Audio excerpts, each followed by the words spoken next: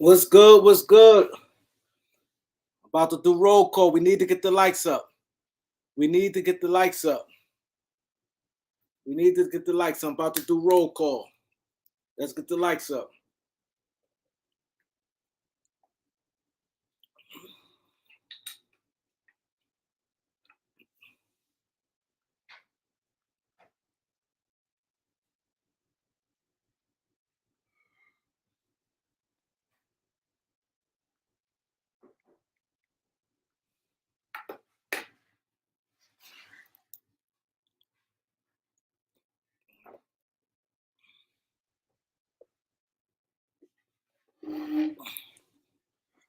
About to do the roll call right now.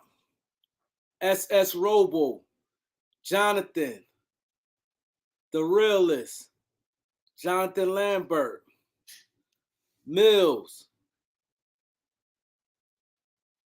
LA Sports Live, Laker Hype 23, Jordan Murray, Antonio, Dewan, Post Game, Primetime, Nike Mark, D-Matic, Elder, I Smoke Hip Hop, Dow Pitts, Anthony, Gregory Brown, Buck Skull Game, TD God, Nate, Kawan, Darren, Brandon, Jerry, CD, Dennis M, AD, J, XRP, Double Tech, Ron Johnson, Maurice, Damien, Tom Lou, I'll Walk 'em Down, Pootie, CeeLo, Cassandra Adams, Sammy the Man, damn, Zay26, King David, B Jizzle, see you later. We're gonna get started. Elder is here. Ryan Hoover, Elder is here. Stokes.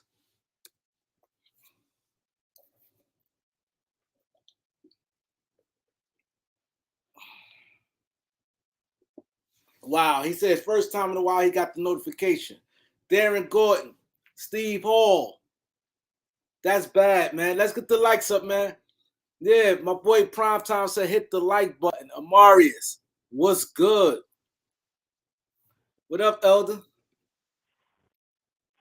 Salute, my brother. What's up?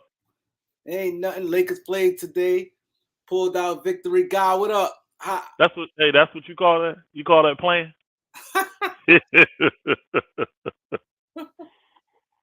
Mm. I don't get these young teams, man. I don't get them, bro. I don't get these young teams, They man. had the game. They talk themselves out that game, bro. They literally talk themselves out that game, popping off at the gums. You saw how AD and LeBron and Bev rolls up, bro. Them bookers rolls up, man. They Oh took their way boy, out the game. man. Guys just man. I don't know. These young dudes, man, do a little something, and they're just sad. They literally had this game under control, Had it under control. led the whole get them the games. I'm gonna tell you right now, them the games that hurt the most. When you lead the entire game, pretty much by double figures almost, Yeah. and then lose at the end, bro. That them type of games kind of suck. I'm glad I didn't have to experience many games like that, and maybe two in my whole career. I don't even remember two. I'm saying it maybe. I remember one, you know, and but we wasn't up um double figures. We were winning, but we weren't up double figures. It was barn burner. Every time they got it to four, we push it back to 7 or 6. You know what I mean? That's what it was. And then in the end, we was up 5. Them boogers hit a 3. We turned it over. They hit a half court shot to beat us, bro. I was like, No, you but they got to be. play us tough. Indiana played Lakers tough, man. They do. They do. Again, everybody's going to get up for the Lakers. I don't know a team in the NBA that's not going to get excited to play the Lakers. You're playing LeBron. You're playing AD. You saw how Turner was jacked up in the beginning. You know, he was fired up. You could tell. He sizzled out though, man. This is the difference from being great and just being a good player. He got off to a super hot start. What he finished with 20 and 14, 20 and 15, something like that. Yeah, AD smoked that butt in the end though. yeah, Blocking shots, getting big rebounds, hit a huge turnaround shot, bro. Huge turnaround shot. yeah. Yeah. You're right. And see, that's the thing. That's the difference when you know a guy the next level because you have to keep Yeah. that thing going. Hmm. You play good in the first half don't mean nothing. And I think about it. I can't remember the last time I seen AD have that kind of emotion.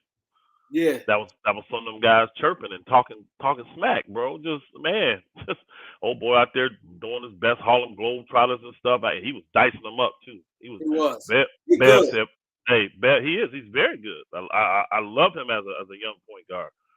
We talk Bev, about Halliburton because mhm. we ain't say no names. Tyrese Halliburton he talking about. Yeah, Tyrese Halliburton, but Bev locked that booger down in that fourth quarter, though, didn't he? Yeah, He locked that booger down in that fourth quarter. that's why I I said think. you can see Pat Bev value. Hmm. I don't hear the Russ supporters tonight. Where y'all at? Well, you guys that love Russell Westbrook always defending that booger. Where you at tonight? Where you at? I just would like to know where you at. Since I'm such a hater of Russell Westbrook, where you at? So yeah, it's a lot. Yo, Memphis and New Orleans, they really in the hots for OG Anunoby. Okay. They really in the hots for OG Anunoby. So it's a lot going. It's a lot of I'm teams busy. I'm It's, kind of wondering why my New Orleans would want him. that's the They same thing got I said. they I got said, so many wings. Maybe they want a veteran though, because they don't have veterans. They got a bunch of younger guys. Brandon Ingram is, but he's even a young veteran too. You see what I'm saying? Maybe they want a veteran guy because they got so many wings, bro. They yeah, got so many wings. they Maybe got it's something. Trey Maybe they got Murphy, maybe they got Herb a young Jones. because they gonna have to give up somebody. I mean, and it'll be make what One of 18. them going. One of them going. Yeah, they got to But give I up heard somebody. the report I heard so far was like it was Herb Jones. They gonna get they gonna give a Herb Jones to him. This what we everybody said they think that what's name threw this out there. They think Toronto threw this out there. It was Herb. Yeah, yeah. It was Herb Jones, Daniel Dyson, and No way. I yeah, wouldn't do that. yeah, that's what I I said. wouldn't do that. And Because they talking about they Herb won't. And they Jones talking about is they won't pick. And yeah, they talking about you won't pick. and Herb Jones is close to like Herb Jones is a real good defender. And He, then he elite already. Herb Jones is an elite defender already. yeah, then you got see when you losing like that the way they losing, teams feel they got to make a move. Because New Orleans been losing like crazy. Yo, They have.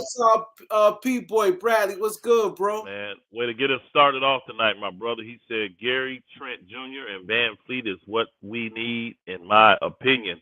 I don't think that's on the table for us, though. I haven't heard anything concrete. Maybe you have, Kareem, that's actually even something that's on the table. I ain't heard it. I think people were putting together potential things because of that, but I don't think that's on the table. They don't like Darvin Ham, bro. He said your guy's a horrible coach. Y'all get some cash apps coming in, man, for Kareem, putting in that work for y'all tonight on the Yeah, post I game come in show. every day lately, man. Let's I be get it. here Let's get it. every Let's day. get it. I Kareem told Lou you Allen. guys, I'm gonna be here every day. Probably You not got tomorrow live. Probably not tomorrow and Saturday live, but Sunday to Thursday. live. Remember on the 6th, you got Kareem and Elder 1 year anniversary. It's gonna be lit. Man, that game against New Orleans is gonna be horrible for us. I already know because they getting their tails kicked, and I think that's gonna be 10 straight losses for New Orleans. I do not like playing desperate teams, bro. And they getting destroyed by Dallas. They're literally down 70-43. Angie Bernard said. So you can't see you, beloved. You good. They can't see you. Sweetie. You all right? You can't see you. My wife's like, oh my gosh, she didn't know I was on live. Nah, we Yeah, couldn't see nothing. that's what I told her. They couldn't. They can't see that. They can't see her right there. Nah. So, but yeah, man, I hope we get that New Orleans game too, man. I hope they keep playing bad for us too. But they getting destroyed by Dallas, man. Down. I saw one. They were down 30. That's sad, bro. They have really fallen off, man. It's got to be something internal going on with them dudes, man, because they just got too Yeah. much talent. Um, even without Zion Williamson, they got too much talent to be freaking losing 10 straight games, bro. 10 straight games. That's crazy. That is crazy. Lakers figured it out today. Hey, Minnick, Thanks for the salute, super chat, salute, bro. my bro. Appreciate the super chat. He says Lakers look a little deep. Reeves on the way. You know, I think some of y'all seeing some of the benefits of Reeves now because let's keep it real. Without LeBron, we really kind of struggle handling that ball, y'all. Russ is really the all we got. Reeves is our next best ball handler, and he's super intelligent. He don't make a lot of dumb mistakes with the ball. Y'all can see where we need ball handling because Bev can do a little. Well, Schroeder. I'm sorry. Don't forget. I'm sorry, Schroeder. But he's so small. You know what I mean? I thought Schroeder actually played decent today. He got better. He had some good passing there, made some timely shots. I'm actually, I'm not sold on Schroeder, but I'm actually liking what he's been doing lately. I'm liking what he's been doing. He ain't Let's get the forcing likes issues. up. I'm sorry. Where we at? Oh, you good? Where we at with the likes? 93 likes and 200 people. Like, come on, man. Yeah, because we don't have many haters over here. Only for me, not for Kareem. Y'all go and hit that like button for Kareem. hit that Cash App, hit that like button, hit that. I said it right. Hey, he said I said his name right. Cool. I thought I jacked it up. I'm glad I got it right, bro. I thought I messed it up. Hey, if you want your question or your comment read, send a super chat. Send the Cash App. You can do the Cash App, put it in the comment thing, and Kareem will still read it. He'll read it. 7 Day Sports Pod, man, always coming through heavy. Always. Man, appreciate you, bro. Appreciate the support. He said, unfortunately, Bev and Russ are about to be traded. OG is going to Memphis or the Pelicans, but Lakers want Gary Trent and Fred. Salute Kareem and Elder. I actually see the value in Bev, y'all. I do, and I think he's needed. I would not trade now if I could get. See, you don't need to do Bev and the Gary Trent if that's on the table. Trent and Fred Van Vliet. You don't need him for that because those two together don't make what Russ made. But I don't trade Bev. I see the value in Bev. I really do. I see the value, and I cut his minutes. I'm playing him second quarters and fourth quarters when what's his name? Hillbilly Kobe get back. That's what I'm doing because I need him fresh for the playoffs. Yep, I need him fresh for the playoffs. You need him on them lead guards, bro. You do. He put pressure on them lead guards. He does. Yo, we got a double tech on Cash App. Appreciate you, double tech. Salute, double tech. He said Russ was 2 for 16. Bro, again, and guess what? As soon as we took the lead, see, I be watching the little stuff in the game because I did coach too, so I be watching stuff that coaches watch.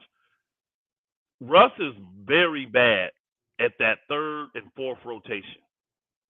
He'll go up under the screen. Now, if you get in his head, like get into this little match, then he'll go over hard. But if not, he's lackadaisical going over screens. He's normally gonna go underneath no matter who it is. Then that next rotation, depending on the guy, when that big dives to the basket, Russ not gonna rotate back. So you can do that and kick the ball right back to that open spot, and you're gonna get a wide open three every time. And that's what happened with the little not Nimhart, but it was that whatever his name is, the guy that beat us last time. Remember, he hit the little 2-pointer. Russ never rotated back to him. Y'all go back and look at that. He didn't rotate back. That's the stuff that Russ will do, and that was 2 minutes ago in the game. It just is little stuff like that. We got another Cash App for LA Sports Live. Man, bro is at the Laker game. Appreciate it. Also, go subscribe to LA Sports Live. Great channel. Hey, Andrew Bennett Jr., we appreciate you, brother, coming in again heavy in the super chat. He said Russ could help with his passing, but shouldn't play any clutch minutes. He is erratic and stubborn. Shake my head.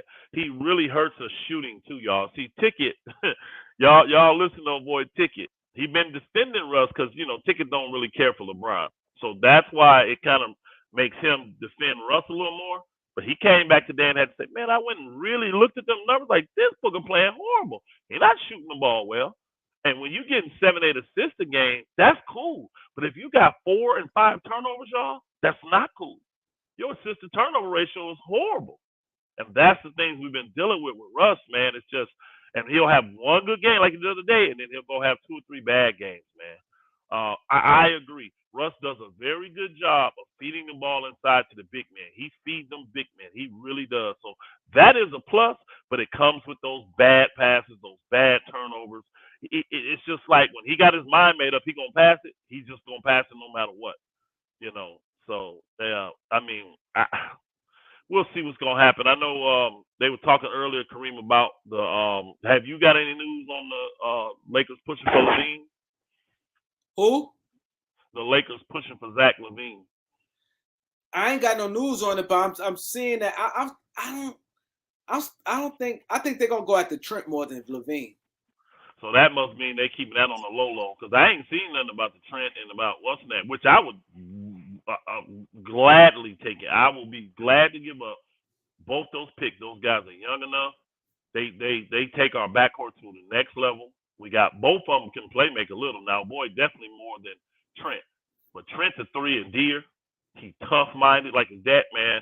I would love to upgrade that backcourt. Then again, it's another move. If that move takes place, guess what? Now people can go to their natural positions. We don't have to worry about Dennis Schroeder starting, because he's really not a great starter, if we're being honest. He's really better coming off the bench. Man, Carlton Williams. Carlton Williams. I want everybody to see. Everybody give Carlton Williams a salute. Salute, my brother. Appreciate you subbing. Yes, sir. Yes, sir.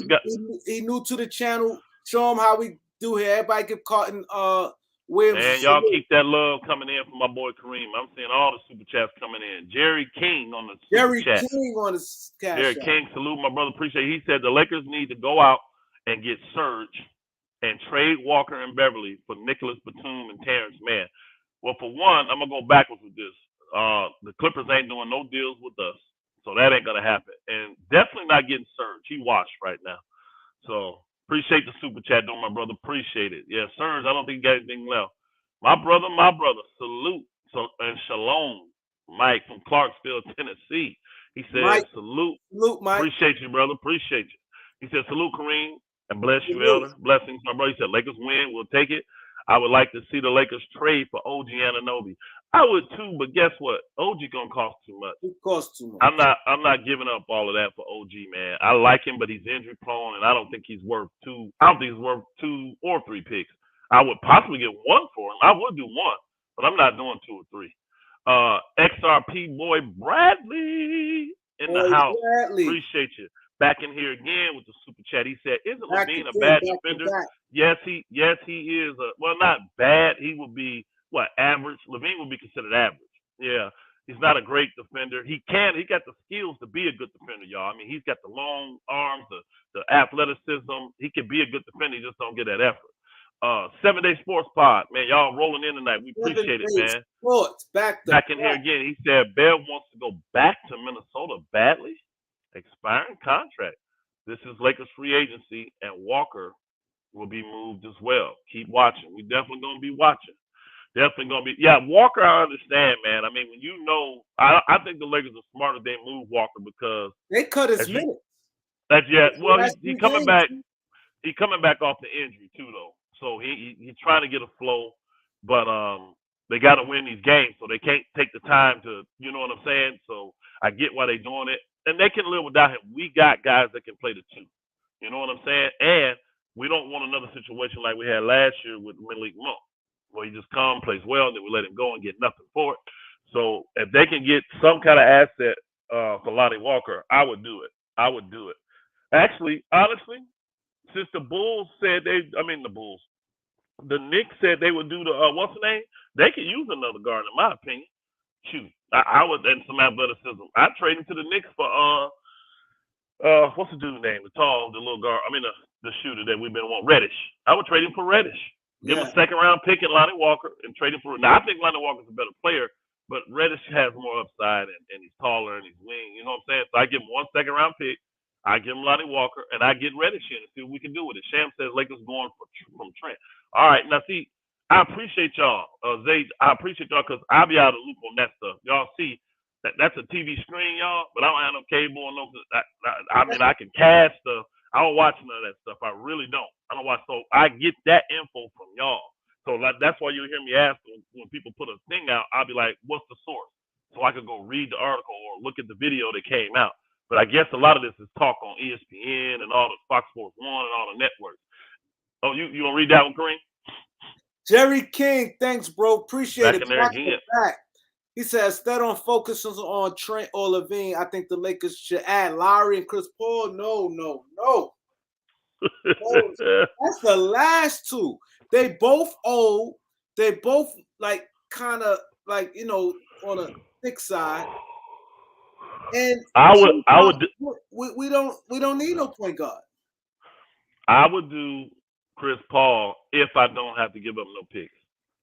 I'm not giving up picks to him. He's not worth picks at all to me. No, I'm not giving up picks for him. I'm not gonna do it. But Lowry, I want no parts of. I want no parts of Lowry at all. I ain't gonna say he washed, but I definitely don't want no parts. He washed. He said Reddish can't touch the floor in New York.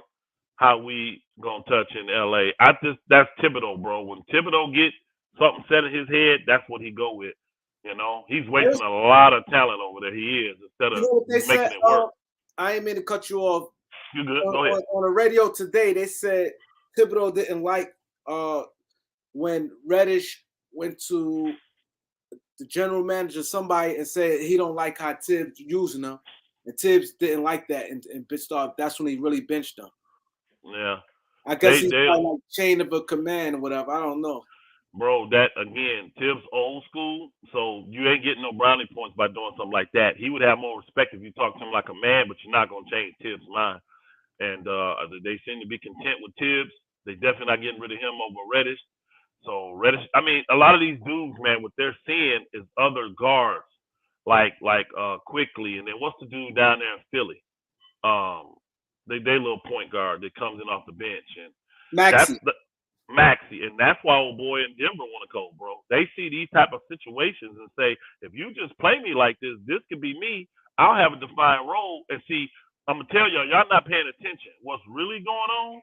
A lot of these young players that can play really good, they're not getting minutes because they can't play. They're not getting minutes because they don't want to have to give them a very good contract. I'm telling you, Brooklyn was very good at doing this. They held Claxton back. Everybody thought, oh, he must not be that good. Look how good Claxton is this year. He's one of the best centers in the league. Guess what, got him for 4 years. Yeah, guess what, though? They just signed into a contract, and because he never played a lot of $40 million. Yeah, how much was it for? 4 years, $40 million. $10 million a year for a guy that's out there outperforming 90% of the centers. Flat out, 95%. He balling, y'all. I would not be surprised he makes an All-NBA team. I'm serious. I know y'all think I'm crazy. I'm serious. I would not be surprised if he's a center on the All-NBA team this year. And $10 million for that, they doing the guard over there the same way. Cam Thomas, they doing him the same way. Oh yeah, they doing him the same way, bro. A lot of these teams will keep that young talent when they realize they don't have to have it, so that when they do re-up them on their contract, they will have the upper hand and they won't have to pay them a lot of money. That's why they're not playing them. They ain't talented enough. I smoked it. So I smoked, bro. Thank you. He said, just showing love to my guys on my way to Dominican with about 10 bottles of tap. Lakers need Derrick Rose. Man, come on, man. We don't need Derrick Rose. We do not need Derrick Rose. DR, you smart man. You're going to need that in DR, bro. I don't know if that get past customs, bro. You may be careful. I don't know if they get that. It's 1 ounce. I'm teasing, Kareem. I know it gets past. It's 1 ounce. He said 10 bottles. 10 bottles. But what you do, don't try to put it through the put it in your luggage and pay for it. You know what I'm saying? When people go wrong, they try to put it through the scan and they start looking. Don't do that. Put it in your luggage. And with your clothes, not your carry-on bag, not your carry-on. Do not put it on carry-on. Do not put it on carry-on. Yeah, cool, man. Be safe out there, my brother. Be safe. Definitely be safe in DR, but DR he gonna have a ball. Now, I want to talk about the snubs, man. Did you see the list of the players? Guess what? No, I saw the update come to my phone, but I still didn't see the list. So you have to tell me who it is, Kareem. All right. Let's start with the East. Let's start with the East. All right, the East. Let me see who on. I just had it. Right. I was like, we definitely. I'm gonna go. Damn. Let me find this shit. Go ahead, finish talk about the game. Let me look for this. I just had it. Well, you want to talk about the game too? No, finish talk about the game till I find the Okay. Now, I thought the game was the game, bro. The Lakers was lackadaisical through the whole game. Really wasn't asserting themselves a lot, wasn't covering the three at all, especially with a team like this where they beat you on the last second three. They hit 17 threes against you last time. That's got to be your number one thing. Run them boogers off the line, make them take 2-pointers. And obviously, Lakers didn't get that memo if there ever was a memo because they constantly give up threes. And I think that used to be an issue with Milwaukee too. I think that was like one of the weaknesses of their defense is that they give up too many damn threes, and the Lakers got to tighten that up. I think we just need to get bigger though. If we can get bigger, these guards are little, y'all. I don't care if they tell you they 6'3". They not 6'3". Beverly ain't 6'3". Oh boy, not 6'3". These dudes ain't that tall, man. Beverly's 6 feet. Yo, man, Yeah. smoke. I mean, man, what's the name? He little. Beverly is small. Him and Dennis Schroeder is little. They 6 feet. They not no 6. No way they no 6'3". Okay, Angie Bernard put it up there for us. She said on the East, Embiid, Adebayo, Randall, DeRozan, Holiday, and Halliburton made it in? Yeah, Halliburton, yeah. I didn't know he may have had enough games. So that's just 6, though. How many? It's supposed to be 7, isn't it? Who you missing, Angie? Yeah, who you missing? It's 12 people, right? It's supposed to be 12, ain't it? 12, yeah. Yeah, missing 1 because you got 5 starters. 1, 2, 3, 4, 5, 6. Unless that IN is somebody, we don't know who that is. Who is IN? The typos, talk to Angie, text. you missing somebody. Somebody put the missing person up there. I'm going to read Zay's 26th question. He said, Elder, I got a question for you. Sham said Lakers, Hornets talking what deal you think we could get out of, that thing be moving more, out of that. Brown. Yeah, Jalen. What? Jalen Brown is the missing person. Oh, Jalen Brown. Okay, Jalen Brown. Okay. So who would have snubs? There was no Trae Young this year. I didn't think he was going to make it. I didn't think he was going to make it this year. Yeah, I didn't have him making it this year. Yeah, I did not have Trae Young making it this year. They're not doing too well game-wise, and he up and down, all the controversy going on there. I did not have Trae Young making it. So, what was the other snub? What y'all thought the other snub in the East was? Or was most of the y'all snubs? think? Put a list of guys y'all think got snubbed. Harden, y'all think Harden got snubbed? Harden, Pascal. See, I'm telling you, like Pascal Siakam, because they're not doing anything, they're not winning. That's why he didn't get in, y'all. Same way with Trae now. He ain't doing nothing. That's why he's not getting in. Butler, I don't think he's played well enough to be. Definitely Jimmy Butler. Hell. And Harden got better. He got better late, but when they went on the streak, but he was not that great in the beginning. So I'm good with Harden not making it. Oh yeah, Jalen Brunson. That's the dude that's got. I thought Brunson should have made it. I didn't have Holiday. I'd have picked Brunson over Holiday. Well, that was that prisoner of the moment situation. Holiday, when old boy went out for those 10 games, he was killing. Holiday was killing, and that people saw that, and they saw he was carrying the team with Giannis out. So I think that's why he got in. I wouldn't have even put DeRozan in, honestly. I wouldn't have put DeRozan in. I would have gave that to Jalen Brunson because that team's in the playoffs, and what's the name of them is not, and he putting up big time numbers, and he leading that team.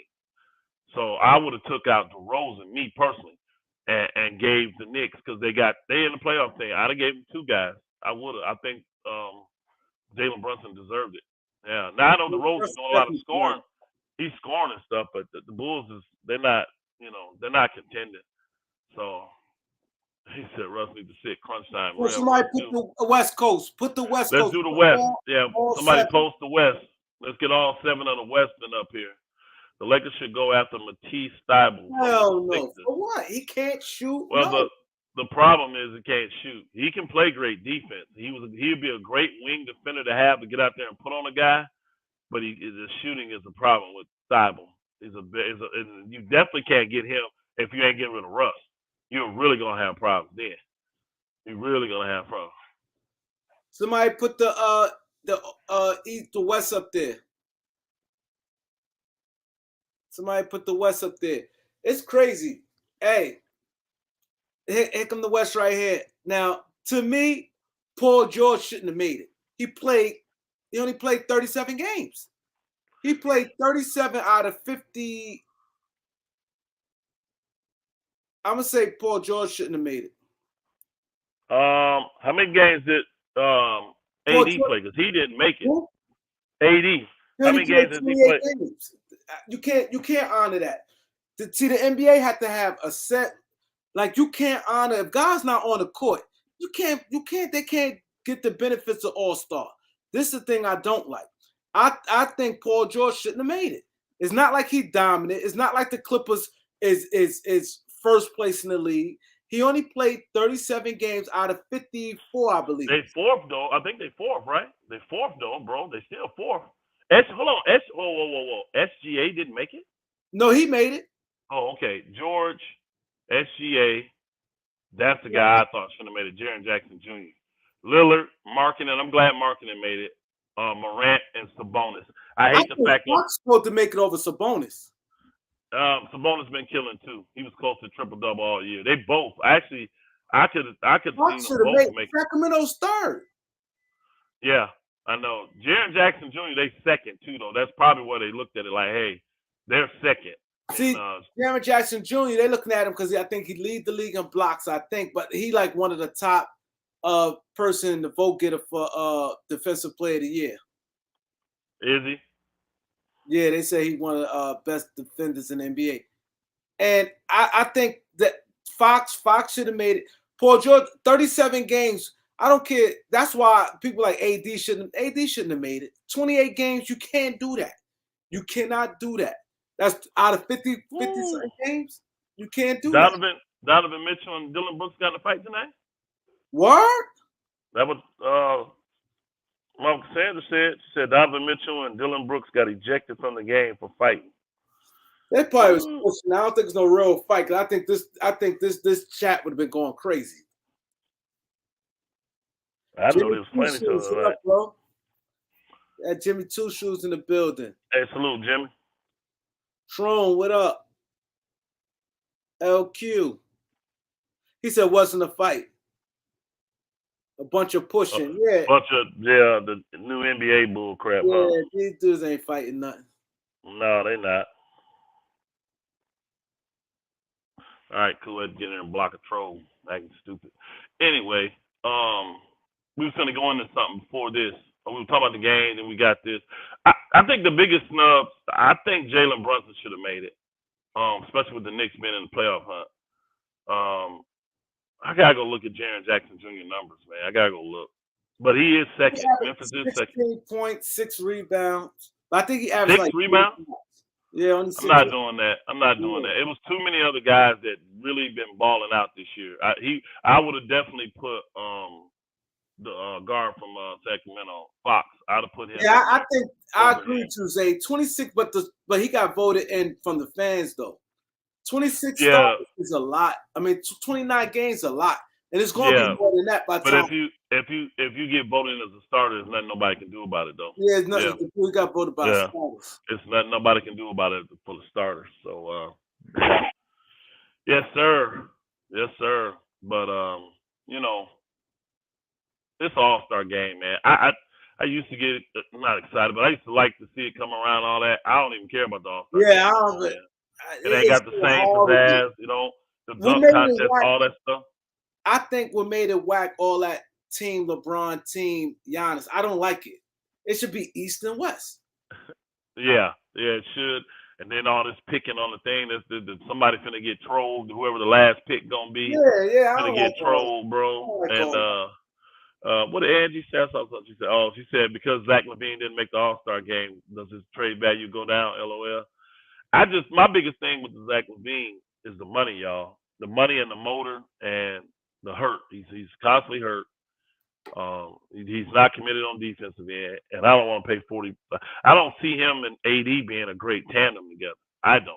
But maybe the Lakers do. Maybe they got an idea of putting the right pieces around them. But the Bulls should have done that deal in the summer. They really should have.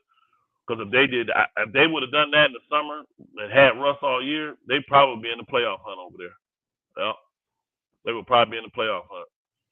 I think most of the trades gonna go down probably at like Tuesday. That's the last day of it, bro. So I would think Thursday the last day. I thought it was the 9th, Kareem. Thursday. You're right. Thursday. Yeah, Tuesday, Wednesday, it should be the movement for it. You're right. I don't know what I'm thinking. I'm thinking, hey, that show you how, hey, Kareem, that show you jacked up. I'm thinking today Tuesday, bro. That show you how jacked up. Ooh-wee. Do you think Gabriel should get some time right now? Yes, they actually talked about that during the game. I don't know if y'all heard that little segment that Darvin Ham had told him that he's really trying to figure out how he can get him minutes, but it's rough because Rui pretty much taking his minutes, y'all. Rui is getting those minutes at the 4 that Gabriel would get, and you got to get Rui acclimated. You really got to see Rui, you do, because you got to make a decision if you really want to move forward with him, or maybe look to sign and trade him in the summer or something like that. If you don't really think he fit, I think Rui does. He didn't have a what did he do tonight? I didn't really hear his name a lot. I don't think he didn't really do much. Yeah, he didn't do much tonight. This Zach LaVine contract, he got I ain't counting this year. He got 40, 43, 45, and 48. I just don't want to play that. Years. 40, 43, 45, 48. Yeah, Trayvon, you're right. Them boogers, man. We was what, 6 for 22 from the 3 tonight. We need shooting, y'all. I can't lie. Zach LaVine can shoot, or I'll give him that. He's not a bad shooter. He can get streaky at times. I think the best deal would be to Toronto, but I just don't know how viable that is. I don't know if that's really something on the table. And if they're talking about they want 3 picks for Anunoby, I cannot see them doing the Laker deal for those 2 picks. I just can't. Right? I can't see that happening. I would see them saying they want 2 picks for. Sorry, I'm sorry. Go ahead. I'm just saying, I think they'll probably say somebody they want 2 picks for Van Vliet, which, he's not worth 2 picks, being a second rounder. But, and maybe that's the difference because old boy was a first round pick, one of the Anunoby, and these 2 guys are second round picks.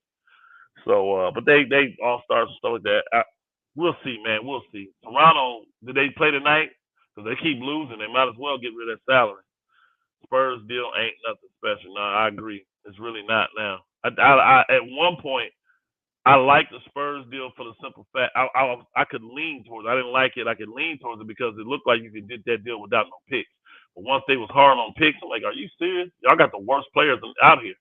Y'all not getting no picks. It'd be nice if we could do that. And I would be willing to give up. He said, get Trent. Darren Gordon. He said, just get Trent.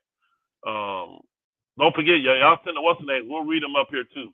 Because sometimes it's hard to see them in the what's the name. We'll get them go by. Yeah, super chat. We will definitely read it. Or if you send the cash out, we will definitely read it. But yeah, Trent would be a great addition. He would be a great addition. But I don't want to I would give an unprotected first round pick for Trent. I personally would. I would. The problem is do you want to give up Beverly and because it will probably cost you Beverly and Lonnie Walker because he makes 18, 19 million. If I'm gonna give an unprotected first, they're gonna have to bring back a second. Yeah, I get that. I think that's a lot though. I think giving up Beverly and Lonnie Walker, I think that's a lot for him. Plus a pick, I think that's a lot for him. I do because them ain't scrubs we give. We're not giving you that's players just gonna. These players still have value that we're giving. Exactly. It's not like a Russell Westbrook type of situation. No game for Toronto. Okay, cool. But yeah, so that's the problem I got. I'm like, these 2 players alone are probably worth that. I don't really want to give you a pick. You're getting players that work and you're getting cap space with old boy. Actually, both of them, if you want it. Yeah, instead of protected first or 2 seconds for Trent. Now, see, I'm with that. I think Trent's worth a protected first round pick. I think he is. That's what we could do the 2 seconds then. Let's do 2 seconds. But they said they want great second round picks. Oh, they want in the 30s, huh? They said 2 good second round picks. Okay, I think we got them. Because the ones we did, what's the name? Two of them is that we just gave to Washington. I think one is next year. The other two is like 28, 29. Yeah, They way down the road. They they way got- down the road. So we got some picks there we can give. I don't know. Trent to me how is many worth. points LeBron away from the scoring title? He was 89 and he had what tonight? 26. How many Yeah, points somebody put on there? How many points 60, LeBron is for the scoring title? 63. Should be 63. Should be 63. He was at 89 before the game started. Yeah, 63. 63. Oh, yeah, and he got 26 tonight. So, I told. so you think he when you could think Braun gonna break the record at home, right? Yeah. I told what's name them that's what he's gonna do. He's gonna be just chilling and scoring in the 20s in his next few games. Like he'll probably get 20 something against what's the name now. It wouldn't surprise me if he do that against OKC. That if he chill against OKC. Now, for LeBron to only get 63 points in the next 3 games would be a problem. Because that ain't what he does. You know what I mean? And the Lakers will probably lose that game if LeBron's scoring is not there. But I think he would love. Hey, y'all, don't be surprised if LeBron sit out a game. I would not be surprised if he. So how many? We got 2 more road games left, right? No, 1. Oh, so he may get like 30. But no. I think he wants to do it against Milwaukee though, and that's the second home game. He got New Orleans. Why do you think he want to do it just against Milwaukee? I just think he do. Actually, that could work out. He can score 30 and 30 and be 3 points away, right? He can be a few points away and then playing against. Yeah, he's gonna do it against Milwaukee because that's the team Kareem played for. Oh, you see, he been practicing the sky hook, bro. They're gonna make a show out of it, bro. I mean, you know what? I honestly hope he makes the sky hook shot because if he misses it, bro, I just don't want to hear the LeBron James haters. They're gonna go in, bro. They are going to go in, and I believe he's gonna try the hook shot too. I really do. Yeah, he cares about that. Try to hook. Yeah, Nick Wright said that Nick Wright is very upset. He said LeBron is not getting enough press close to breaking Kareem record. What you think about that? I mean, this Nick Wright. That's his number 1 cheerleader, number 1 press guy. So I expect him to say something stupid about that. I just don't know too many people that get that. I don't remember for Kobe and MJ. I don't remember for none of them. You know, I just don't. And again, it's gonna get pressed. People are talking about it. I see it at every game, the countdown. You know what I'm saying? I just don't. What do you want people to do? Go out in the middle of the street and start doing cartwheels about it, bro? I mean, I don't. That's the thing I said. He said, what you want, Nick Wright? Nick Wright said, "Hey, Elder," he said it should have been hot noise from preseason on. Oh my God, are you serious?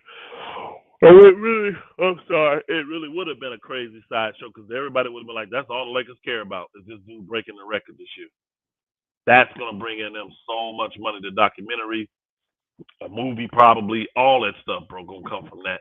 That's residual income guaranteed right there. So to do it in a Laker jersey too, with Kareem playing for the Lakers, you know what I'm saying? It's crazy. Mississippi Dog said, would love to see lineup of Reeves, Reddish, Hachimura, Brown, and AD. That would be a nice long lineup too, because Reeves is a long 6'5", Reddish is a long 6'8", Hachimura 6'9", Brown 6'8", 6'9", and AD. Yeah, AD impressed me tonight, y'all. He showed up big in the clutch of that game. We've been talking about how the leaders of the team hadn't been coming up clutch, and they came up clutch today. LeBron hit the big 3 to give us the lead. AD got huge rebounds, 2 huge rebounds. That turnaround shot and that block was huge because he kept it in play. He didn't throw that crap out of bounds. You see what I'm saying? It's little stuff like that. So, like tonight, if I had to give out like a game ball, it would definitely go to AD tonight for what he did. Because he pretty much just took over offensively and defensively. He said the Lakers second round picks 24, 25, 26, 27. Yeah, so you can give 24 and 26 or, I wouldn't do back-to-back. I wouldn't do 24, 25. I definitely wouldn't do that. They gave up 23 this year. Yeah, they gave up 23, and then I think it was 28 and 29 is what they Yeah, gave up. 28, 29, 23, Yeah, 28, 29. and I think those are the picks that we got for the Russell Westbrook deal, weren't they? Well, maybe not. Maybe not all of them. Yeah, I don't think But because some of those like a little closer. I don't think they took far picks yeah, like that. But four yeah, second round picks is solid. that's super solid, bro. I mean, you got second round picks going into 2028, and you can always buy a second round pick. My thing is people be pushing this narrative that Lakers don't have no picks. We do.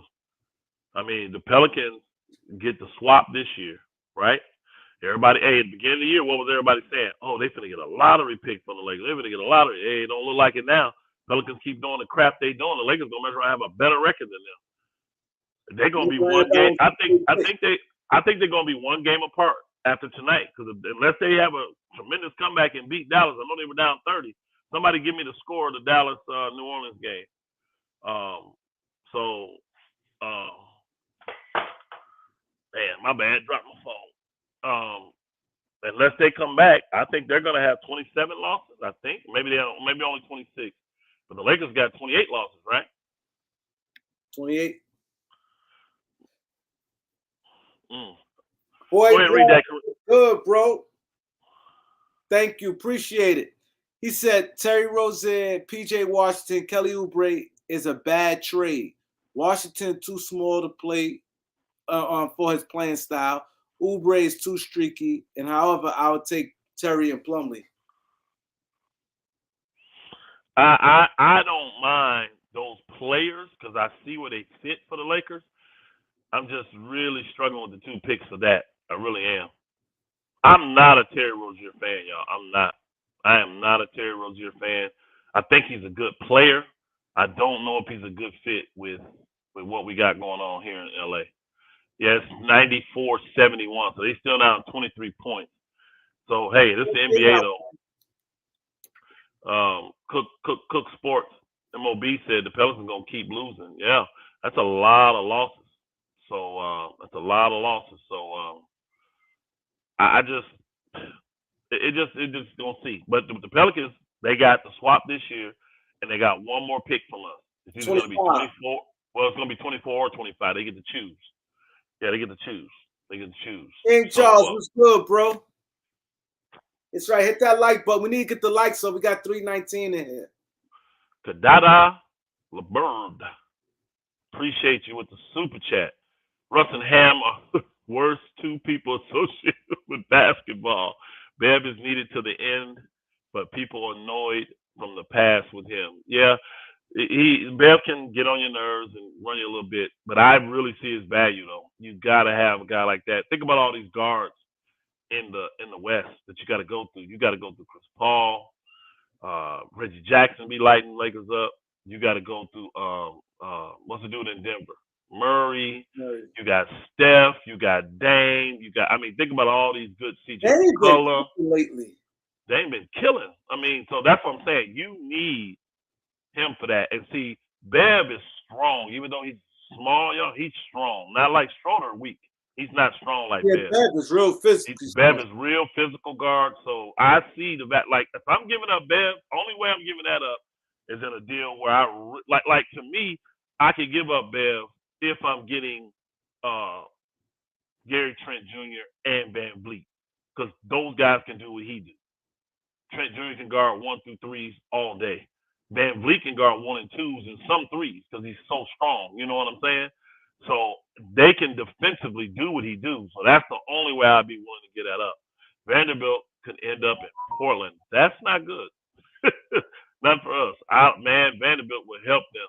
What they talking about that, Eric? I ain't heard nothing about that. They talking about that? Reg Dog, what up, Reg Dog? They talking about that? Yeah. I ain't hear that.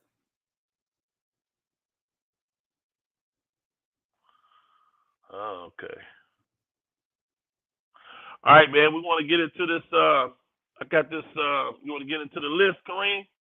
Yeah, Elder got his top 10 all-time great list. He said Sham said it.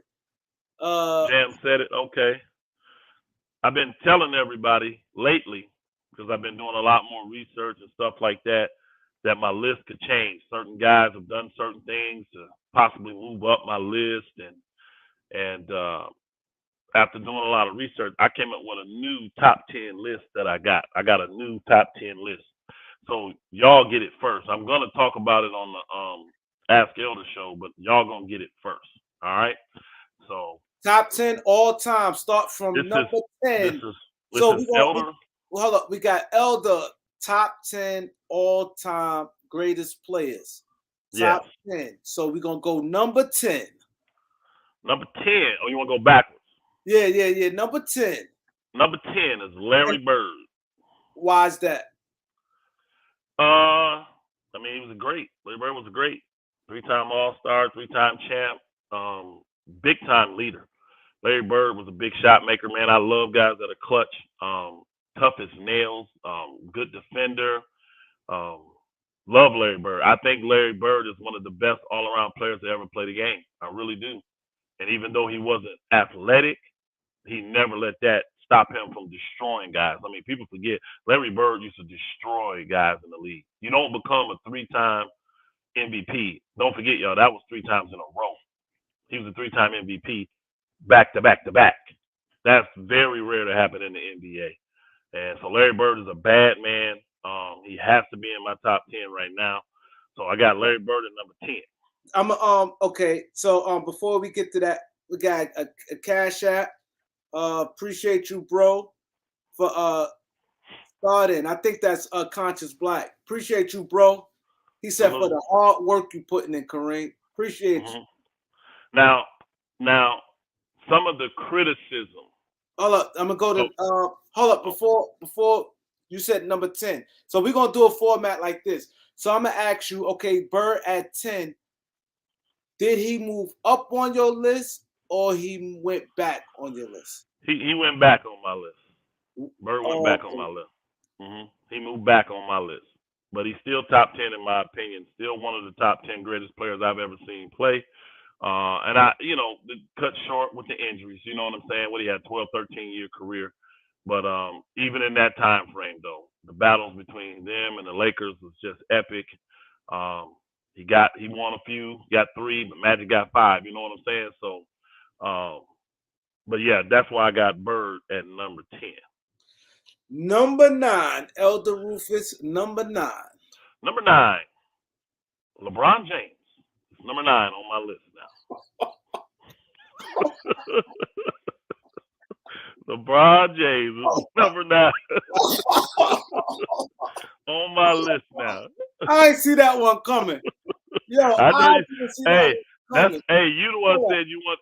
You the one said you want to go from the back to the front. I would have went 1 through 10. All right. So okay, LeBron James. Why you got him at number 9? Well, I got LeBron James at number 9 because I want to be consistent in my logic. Since I'm being accused of not being consistent and my logic don't make sense to people on certain things, I'm blind this up. Because remember, my top 5 used to be like a team. Remember my top 5, point guard, 2, 3, 4, and a 5. I ain't doing that. I'm just picking the top 10 players now. And I'm putting them in this order because LeBron, again, culture changer, great player, best, one of the best of his era, one of the best of his era. But the reason that for people gonna want to know why he's so low is because of the things I value. Everybody's on me about value winning. Well, he did win, but he lost more than he won. And I value leadership. And I'm not happy with the leadership with LeBron James. I don't think his leadership with the Lakers has been that great. I don't. And then people talk about their what's the word they use all the time? They say impact, right? Now, if LeBron was in the same situation like a Kareem and all these other dudes that kind of their what do you call it? Their production went down as they got older, right? I would understand that. But because his production has actually gone up and it stayed at an elite level, why is it that the production has gone up, stayed at an elite level, but the winning has come down? Especially when you have all the players. You got 2 other top 75 players on your team. You see what I'm saying? So the accumulation of everything that LeBron has had in his career to assist him and help him, this is, I think, an appropriate spot for him right now. So you said leadership. What's your definition of leadership? Well, again, I watch it from different angles because you can be different types of leaders. Like, I'll give an example so people can understand it. I think Golden State has 3 leaders. I really do. I think Clay leads in a certain way. I think Draymond leads in a certain way. And I think Steph leads in a certain way. But it's clear that Steph Curry is the leader of that team. And what Steph does is he leads by example, too, right? And he affects them winning when he leads. So when you lead, you got to motivate guys to get the job done, right? You got to motivate guys to get the job done. And if you take out the bubble, this has been an epic fail with him here in L.A. Because we had the first year we didn't make the playoffs, right? Understand he got hurt. It is what it is, but we didn't make the playoffs, right? Second year we won. Third year we made the playoffs, got bounced in the first round, right? Last year, didn't make playoffs at all and had an atrocious year. And this year, we're still under 500. And we're deep into the season. We got less than 30 games to go. To me, an effective leader, especially if you're playing on an elite level, you're going to get those guys to play much better, and you're going to be more successful, and you're going to win. And he doesn't impact winning. And I know a lot of people say that, but I'm looking at the brass tacks of it, he just doesn't. So you have ulterior motives, you got all this other stuff coming into play. Whatever. We can speculate, we can act. But from what I looked at, when people say you value winning, Elder, okay, no problem. What I can guarantee you on this list, because what some people would say is, oh, well, why is this guy got less chips, but he's, you know what I mean? But you got him higher. You won't be able to say that on this list. I have one anomaly on the list, right? One anomaly, which I'm allowed. I'm allowed one anomaly, and I'll get to him later. But other than that, they're pretty much ranked in order. Bird had 3 chips. That's why Bird is 10. There are players on this list higher than Bird that I think Bird is a better all-around player than. But you have to go by the whole thing of it. Go by their effectiveness in winning. Go by their whole totality of their career. Go by longevity. All of that stuff matters because literally all these guys are in the room. All these dudes are in the room. So before I get to this, is interesting. I want to give Trayvon James on the Cash App. Trayvon James on the Cash App. Thank you, bro, on the Cash App. He loved the show, and we got Boy Bradley. So LeBron is the GOAT. All others step aside, please. Okay, now so basically, it's winning, leadership, longevity, impact. All that matters. All of that matters. So from everything together, you know, part of what brings LeBron further down on my list now is people want me to give him credit for his longevity. They want me to give him credit for all his accolades, which is just regular season. You know, they want me to give him credit for his winning, the 4 he did. Well, I got to look at the 6 that he lost to. And one thing will be, all these guys in front of him, once they got to the dance, they got a better winning percentage. So I'm going to keep it consistent. Since people accuse me of not keeping it consistent, this is me keeping it consistent. And this is another thing, because number 8, y'all probably going to lose your mind. Okay, so now, number 8 on Elder, top 10 all time. Hold on. You asked the question. Did LeBron go up or fall down my list? Oh, yeah, I'm sorry. He fell down my list 3 spots. He was 6. He fell to 9. All right, LeBron was 6, fell to 9, and Elder, top 10 all-time list. Now, number 8. Number 8, Stephen Curry. Steph Curry is 8 on my list. I've been telling y'all, Steph moving up my list. If you notice, I never said where he was. I just been saying he's moving up. I'm extremely impressed with what Steph has done. In this era where everybody's coming together, and see, y'all got to understand me. You never hear me talking about stacking the deck, super teams, all that. I don't care about that. Got to figure out how to win. If I don't have a problem with the owners stacking the deck, I don't have a problem with the players stacking the deck. Figure it out, get the win. So Steph Curry in a much shorter time, like literally Golden State has a dynasty, right? They got a dynasty. 6 championships in 8 years. They won 4 of them. And here's one of the biggest things. This is me being consistent because someone came at me about saying, well, you ain't being consistent because what did they tell me? I ranked Bird's a better all-around player than Magic, people feel, right? And I said, but I had to go by the head-to-heads, too. That was part of it. Not the only thing, but it was part of it. And they played a lot of games against each other. Magic beat Bird more than Bird beat him.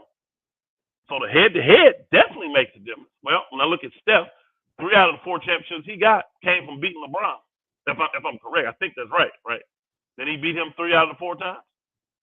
So I got to look at their head-to-head. LeBron beat him once out of 4 times, and Steph beat him 3 out of 4 times. Steph had the same amount of rings.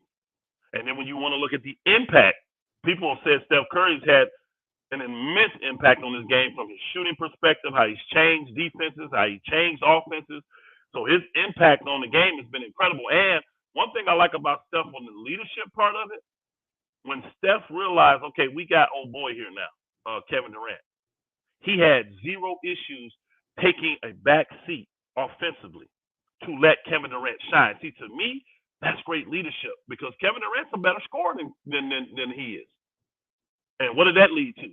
3 championships and 2 championships in 3 years for them. That's good leadership. I always say, I think that hurt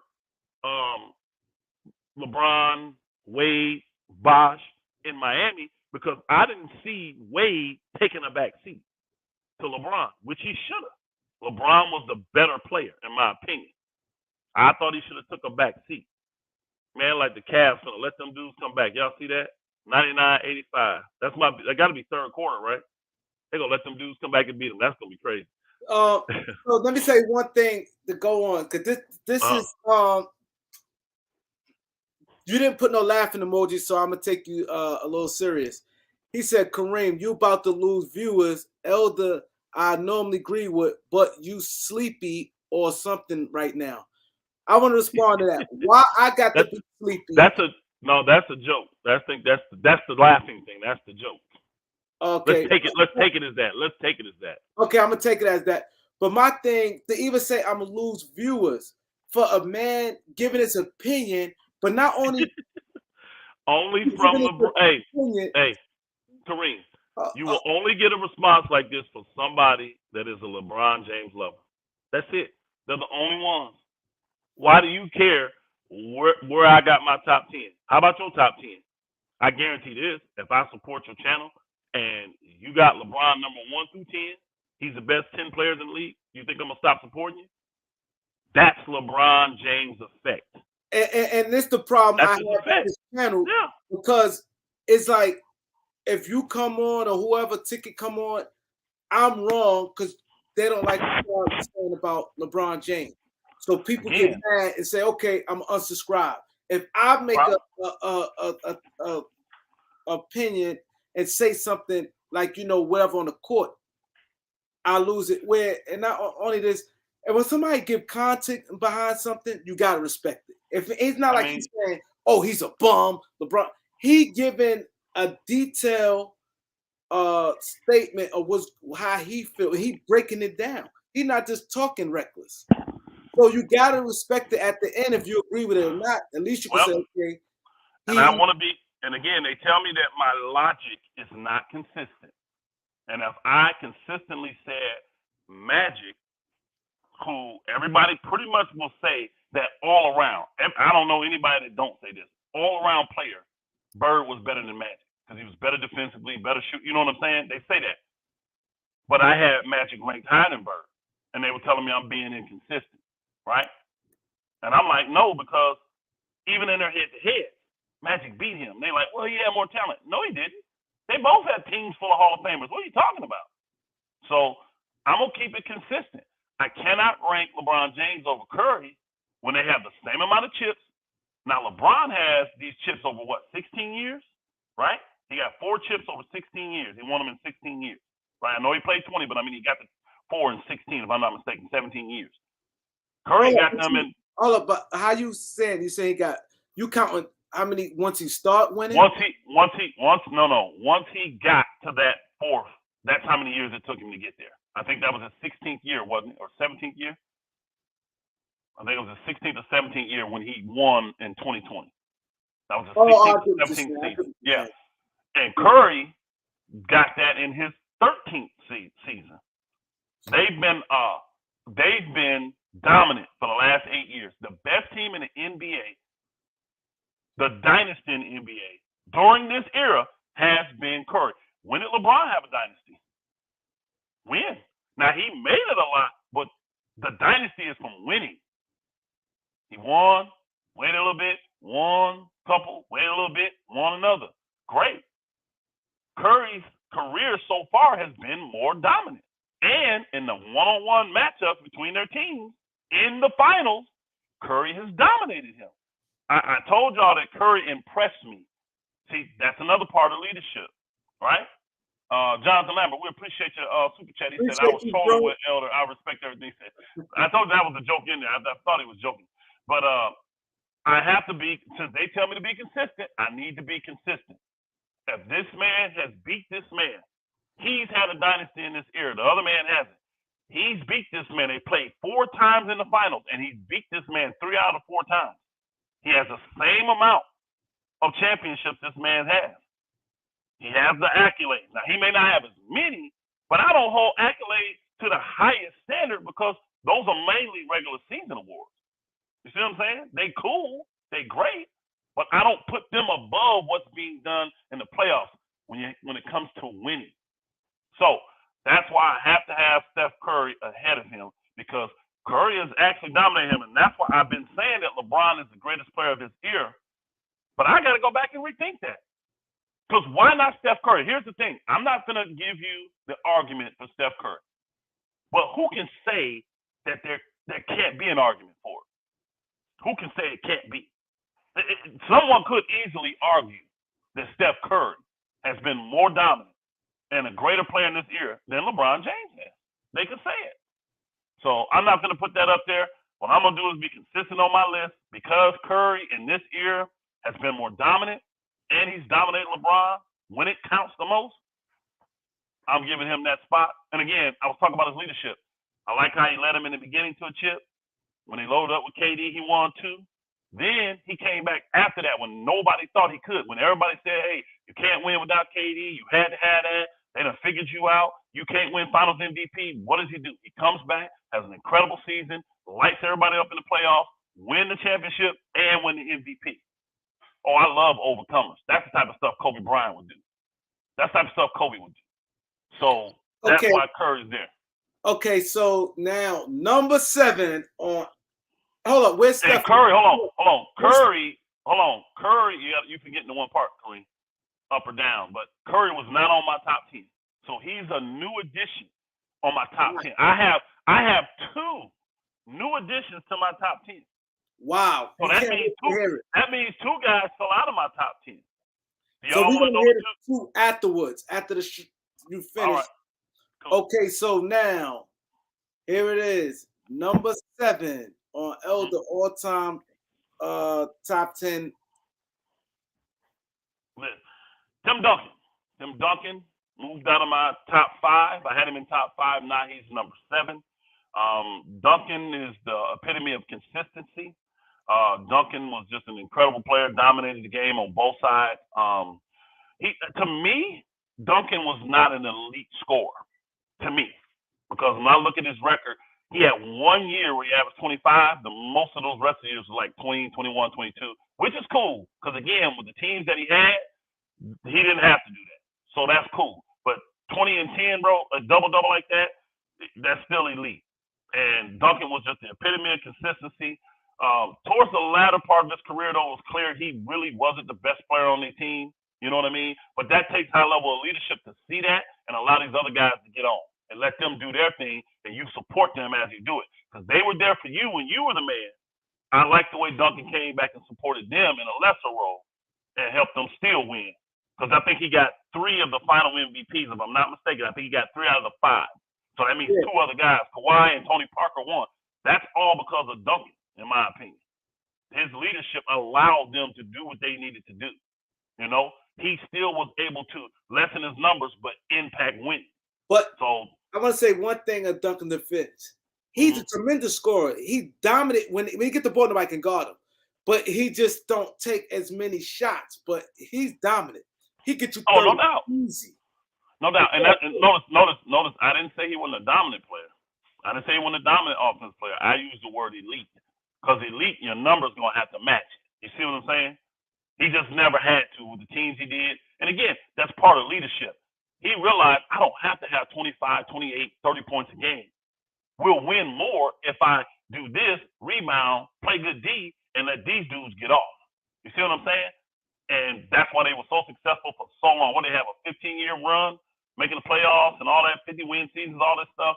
So that's why Tim Duncan is number 7 on my list. So you said he was 5 already, right? Yeah, Tim Duncan was 5 on my list. He dropped back to 7. He did. Okay, number 6 on Number six is my anomaly player. And again, some of you will disagree. No problem. It's just my list. But number 6 is Wilt Chamberlain. Wilt Chamberlain is on my list. All the obstacles, all the adversity that Wilt had to deal with, there has never been, it's just my opinion, a greater athlete, not basketball player, y'all. There's never been a greater athlete than Wilt Chamberlain on this earth, in my opinion. The man was incredible. He was. The things that he did in an era where nobody liked him. Nobody did. Nobody liked Wilt. I just can't imagine what it would be like coming to the stadium and your home fans are cheering for you to lose. I can't imagine that, Kareem. He had the issues in Kansas. Remember how they played him in Kansas? Yes. Yeah. Then he didn't.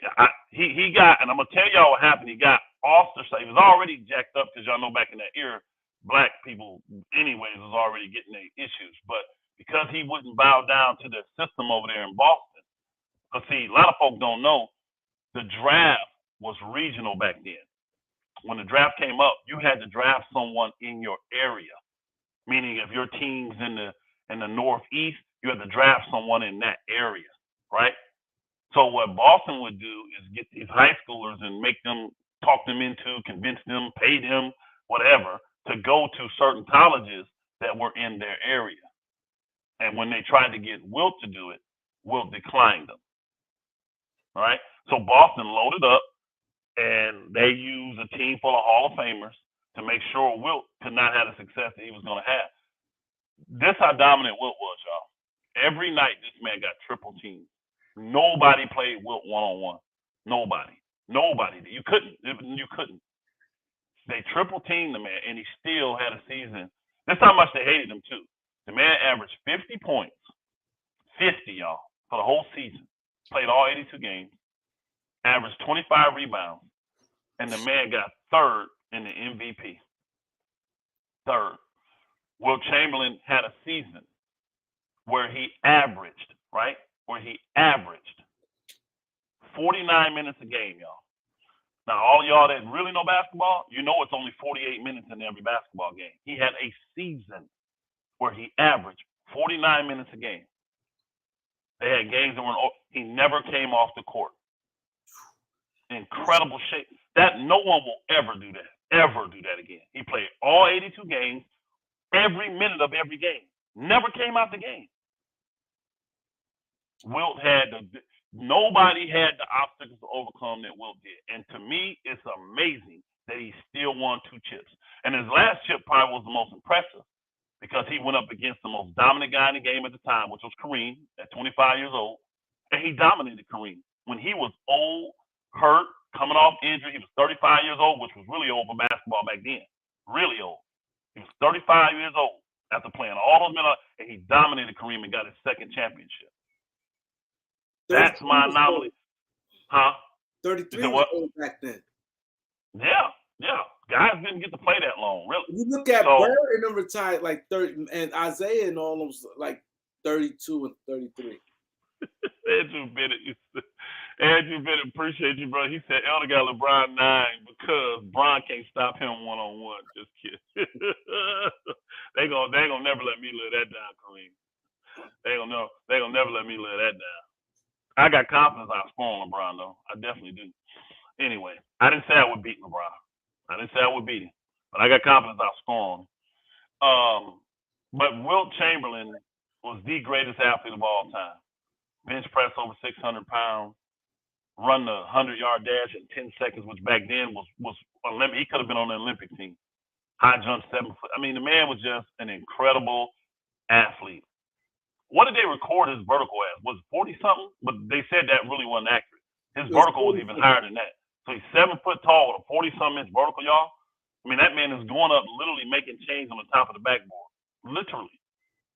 And some of the block shots, man, and I have some personal information about Wilt because one of my coaches, my high school coach, he used to work for the NBA way back in the day. Y'all can look him up. His name is Bahe. He used to do games for the Zollner Pistons, which turned into the Detroit Pistons. So he got to see a lot of this. So I heard a lot. And back then, even with Kareem, he was like, Kareem may gonna win more and Bill Russell gonna win more, but none of them were even close to Wilt. Now, mind you, check this out. Led the league in rebounding pretty much every year, y'all. I think, 7, 8 years he led the league in scoring? So all these years he led in scoring, all these years he led in rebound, while 3 people are guarding him every single night. And everybody in the stadium wants him to lose. So I think Wilt Chamberlain, just to get the accolades he got was ridiculous. So he's my anomaly. He's the anomaly because he only got 2 championships. That's the only reason I couldn't put him in the top 5. That's why he's 6, y'all. Right? And I want to be consistent, but this is my one anomaly in my list, in my top 10, right? Exception or whatever you want to call it. All right? So, okay, so where Wilt was at before this? Wilt was, he moved up. I think I had Wilt. I might only have Wilt like 8. I think it was 8. I think it was 8 on my list. So I moved him up to 6. I couldn't justify putting him in the top 5, even though if you tell me which one of these guys is the greatest athlete, I'm gonna say Wilt Chamberlain out of all these dudes on this list. He is the greatest athlete without question. He is the most unstoppable force without question. Without question.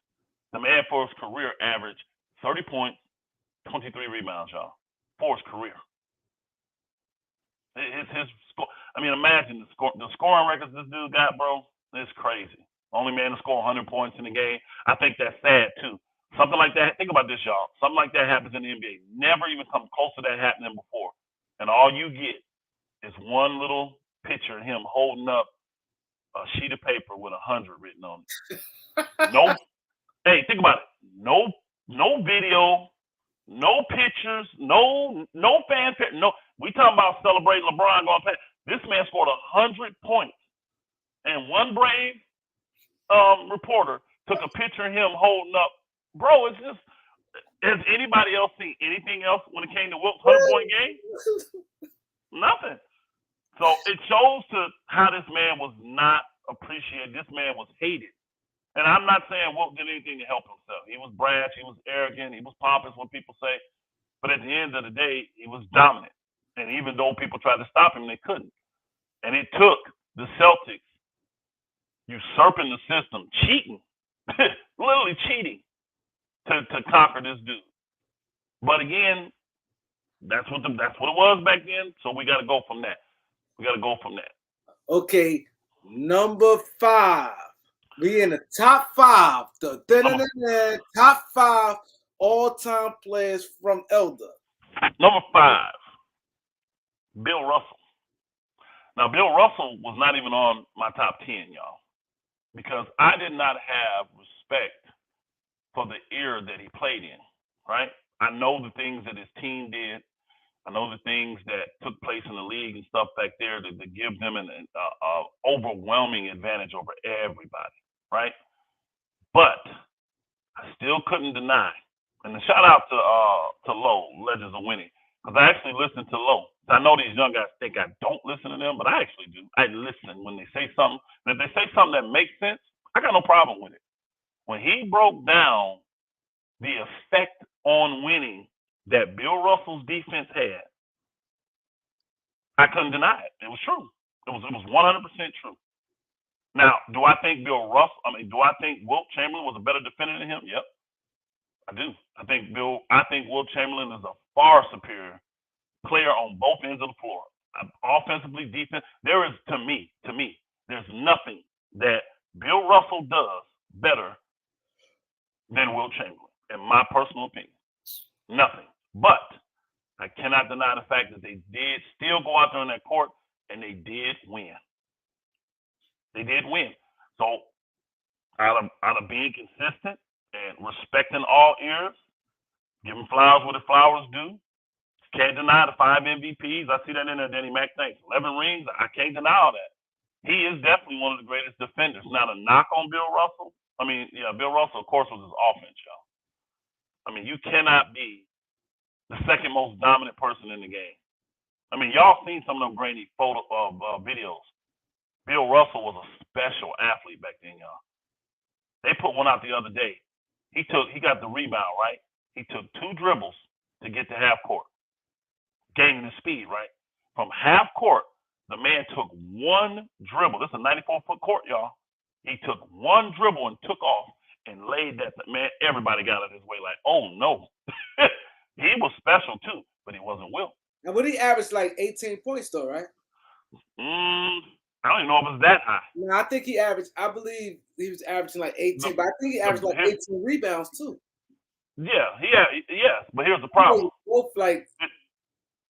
Hey, here's the problem. The problem was the problem I have the 43% shooting.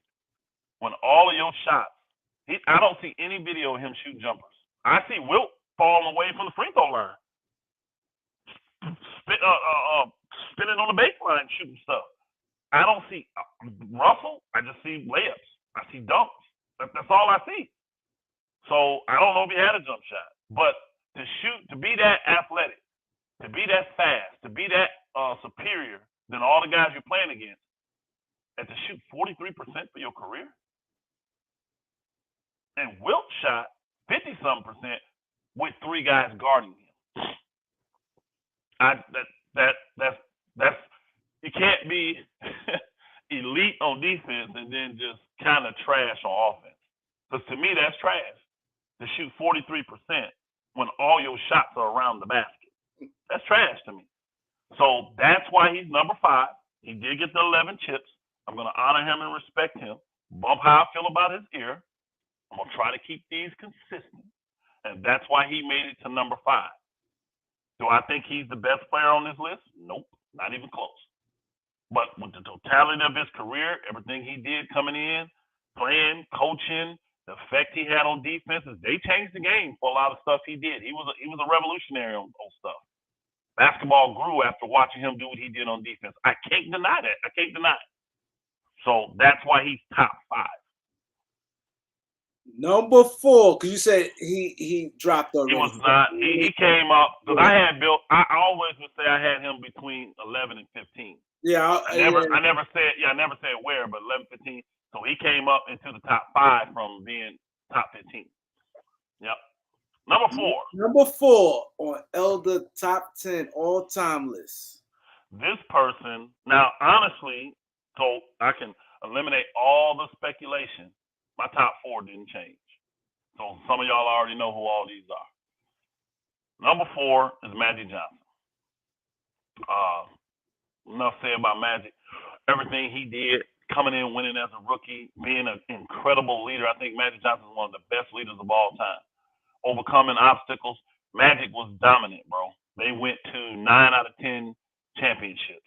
He won 5 out of those 4. I mean, he won 5 and lost 4. But for 10 straight years, he was dominant, going to the championship every year, right?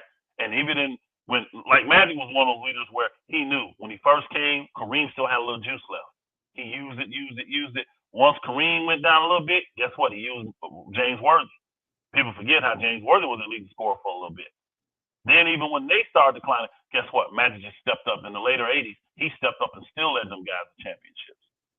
So Magic is like the ultimate leader to me. And he has one of the ultimate effects on winning. People are joking like the new deal, oh, Tragic Johnson, whatever. It just rhymes. I mean, he had failures, but he didn't have more failures than he had successes. And his number one competition, Larry Bird, he trumped him.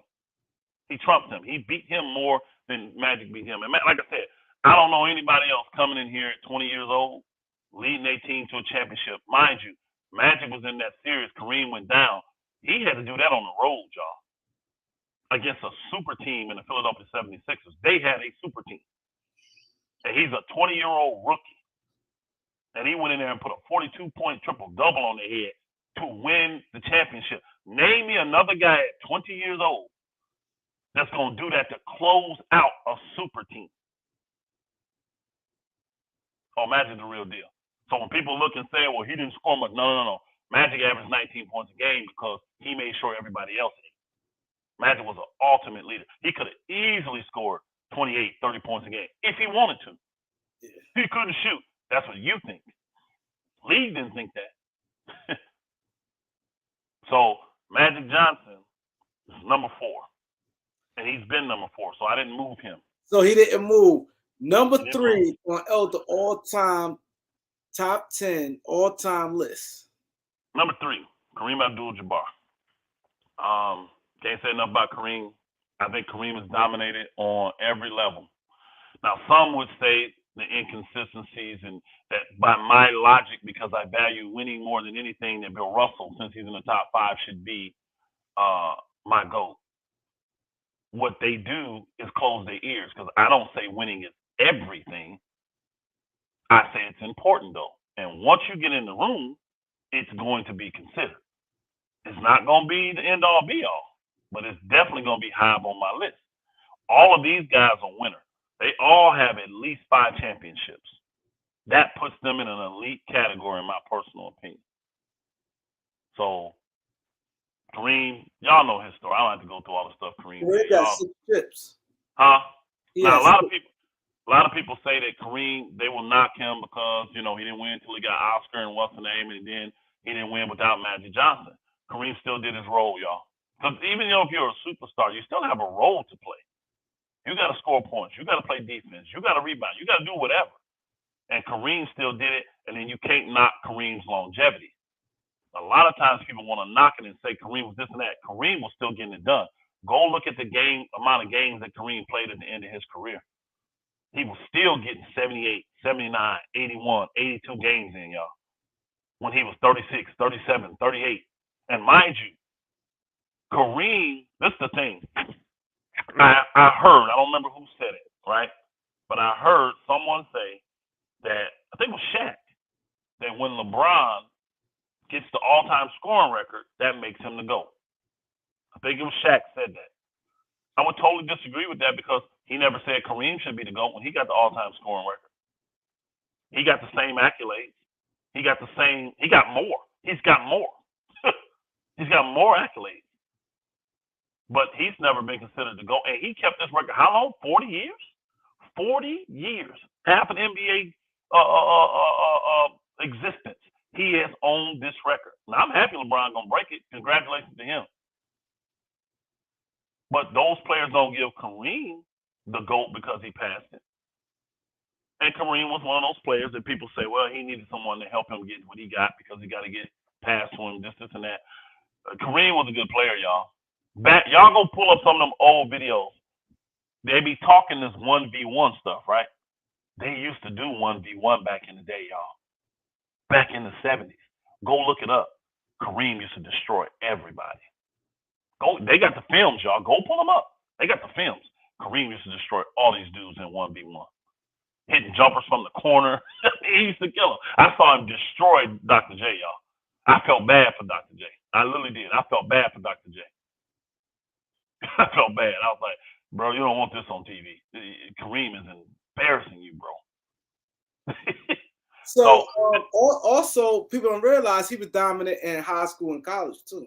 And that's why I said at every level he was always the best player. In high school, he was the best player. The day he got on campus at UCLA as a freshman, he was the best player. People say, "Oh, you know that." Back then, freshmen couldn't play, y'all. Freshmen could not play varsity, so they would get recruited, come in and play on the JV squad for that first year. Then they could play varsity sophomore, junior, season. So just imagine, though. Think about this. Kareem went to UCLA. They used to scrimmage.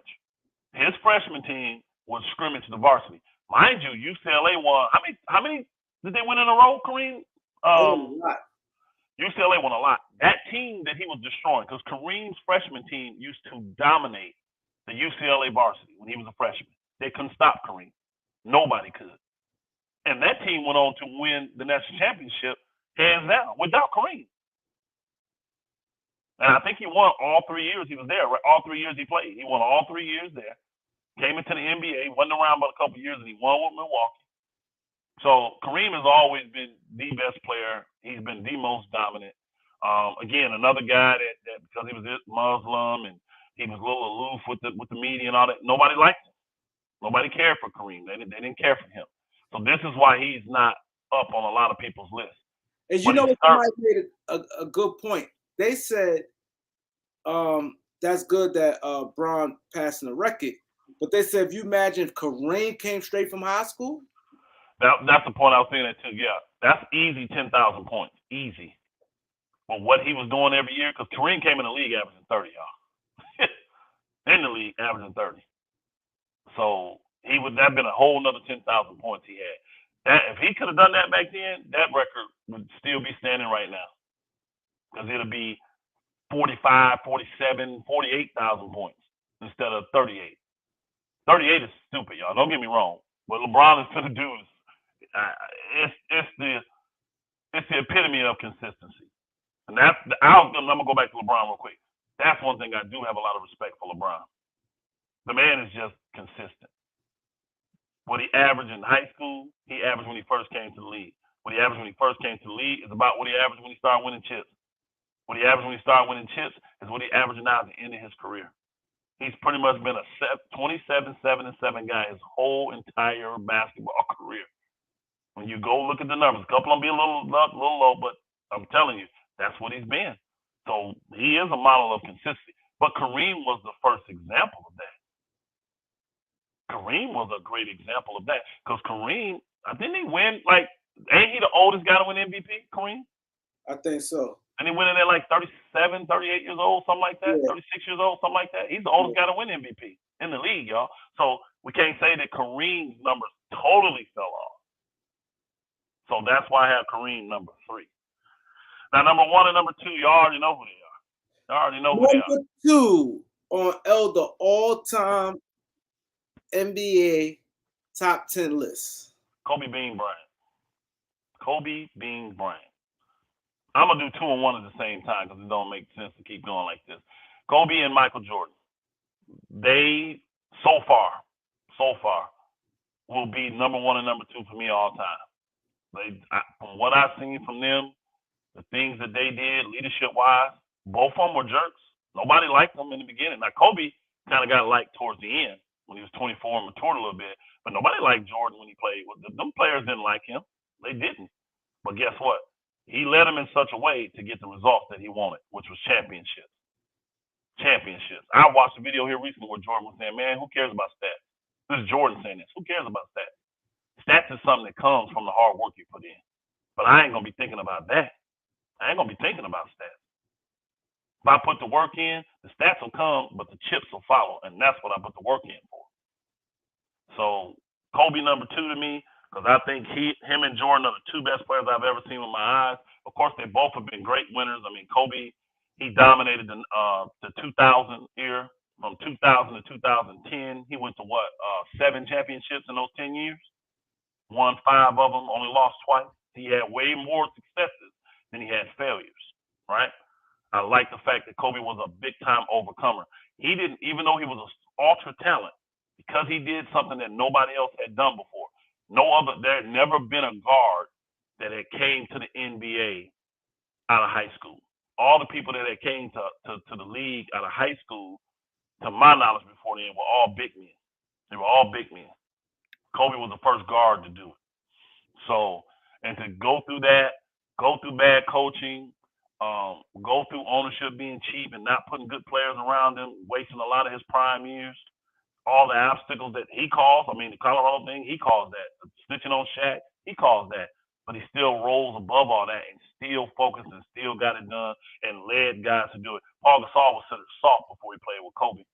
Good skilled big man, but he was soft. Most of the guys from overseas were considered soft. Kobe made him tough. Kobe made the Booger a Hall of Famer. Paul Gasol's a Hall of Famer now because he played with Kobe. So Kobe's going to be there. And Jordan, of course, hey, nobody's done it greater than Jordan. Jordan subdued competition greater than anybody I ever seen do it. Well, I didn't see the guys in the 60s do it. But anything I've ever seen, nobody subdued their competition the way Jordan did. He always found a way to beat these dudes. And it was personal to Jordan. And another thing about Jordan, he played every game. These guys played, bro. These guys came and played. They wanted to be there. They took the game serious and personal. And Jordan didn't want to, once he started winning, he didn't want anybody to have an advantage over him.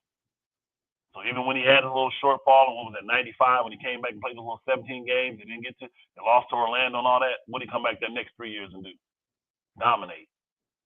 Man played a bunch of 50-win teams in the finals. None of those 50 or 50, 60-win teams, I think it was 60-win teams, none of those teams could get to Game 7 with Jordan. Yeah, I believe they 60. I think yeah, 60-win teams. And a lot of those teams had multiple Hall of Famers on them too. Multiple Hall of Famers, multiple All-Stars on those teams. They cannot subdue Michael Jordan. 6 and 6, I can't argue that. Every time he went, he performed at the highest level. Show me a finals, not playoffs. Show me a finals or Jordan laid an egg. Nobody can, because every time he went, he got finals MVP. So that's why he's the GOAT to me. And until I see somebody do some stuff on his level, he's going to probably stay the GOAT for me. So now on this list, can guys move up? Absolutely. Because LeBron is not done playing. Curry's not done playing. I got 2 current guys on the list. Doesn't mean guys can't move on my list, you know, because guys are still playing. These other guys, their careers are over. But I got 2 current guys on my list, so we'll see. But that's my new revised top 10 list. Y'all get it first here on the Kareem Report. I will put it out there again. Yeah, I will put it out there again on Monday, 12:30 p.m. Eastern Standard Time, or Ask Elder. I will do it again over there. But y'all got it first. Y'all got it first, man. We got to get the lights up, man. That was a beautiful, beautiful thing he put together, man. Hey, Jonathan Lambert, we appreciate you, brother, with the super chat. He said you need a big man, top 10 big man. All right, I'll get that put together for you one day and do that. Yeah, we'll put it together, definitely. But that was a beautiful list. And I want to say one thing. You said 2 people fell off your list. Who's the 2 people that fell out off your list? The 2 people that fell off my list was Shaquille O'Neal and Hakeem Olajuwon. They're top 15 now on my list. Yep. And Shaq had a small window there where he dominated. But when I look at impact on winning, when I look at the rest of his career, when I look at his leadership skills, they were subpar in my opinion. And yeah, I can't put a guy that's not 100% committed in there. Like these guys here, Bird, LeBron, Curry, Duncan, Wilt, Russell, Magic, Kareem, these guys were committed. Shaq, up, down, up, wouldn't get in shape, stuff like that. You know what I'm saying? So, you know, Shaq just, when I looked at this list, to me, these guys are greater. Now, some will say, it ain't being consistent because Shaq has 4 and Bird has 3. Well, I didn't say that. Winning is everything. It's my thing is this. Once a player is elite and you got all the accolades in the world, accolades are typically regular season, y'all. But if you got all the accolades in the world and the accolades are similar, right? What determines the difference between them then? It's got to be winning. It's got to be impact on winning. It's got to be leadership. It's got to be. I'm very disappointed in LeBron James' leadership since he's been to LA. I think LeBron James has had an ulterior motive ever since he came. I'll say this again though, for the hearing impaired, the people that have a hard time hearing. When LeBron James gets on that court, do I believe he wants to win? Absolutely, yes. I do. I just don't believe winning is number one in LeBron's life. Michael Jordan, oh yeah. Kobe, oh yeah. Kareem, Magic, oh yeah. All these dudes cared about was winning. That's it. That's it, bro. Russell, that's obvious. You see what I'm saying? That's obvious.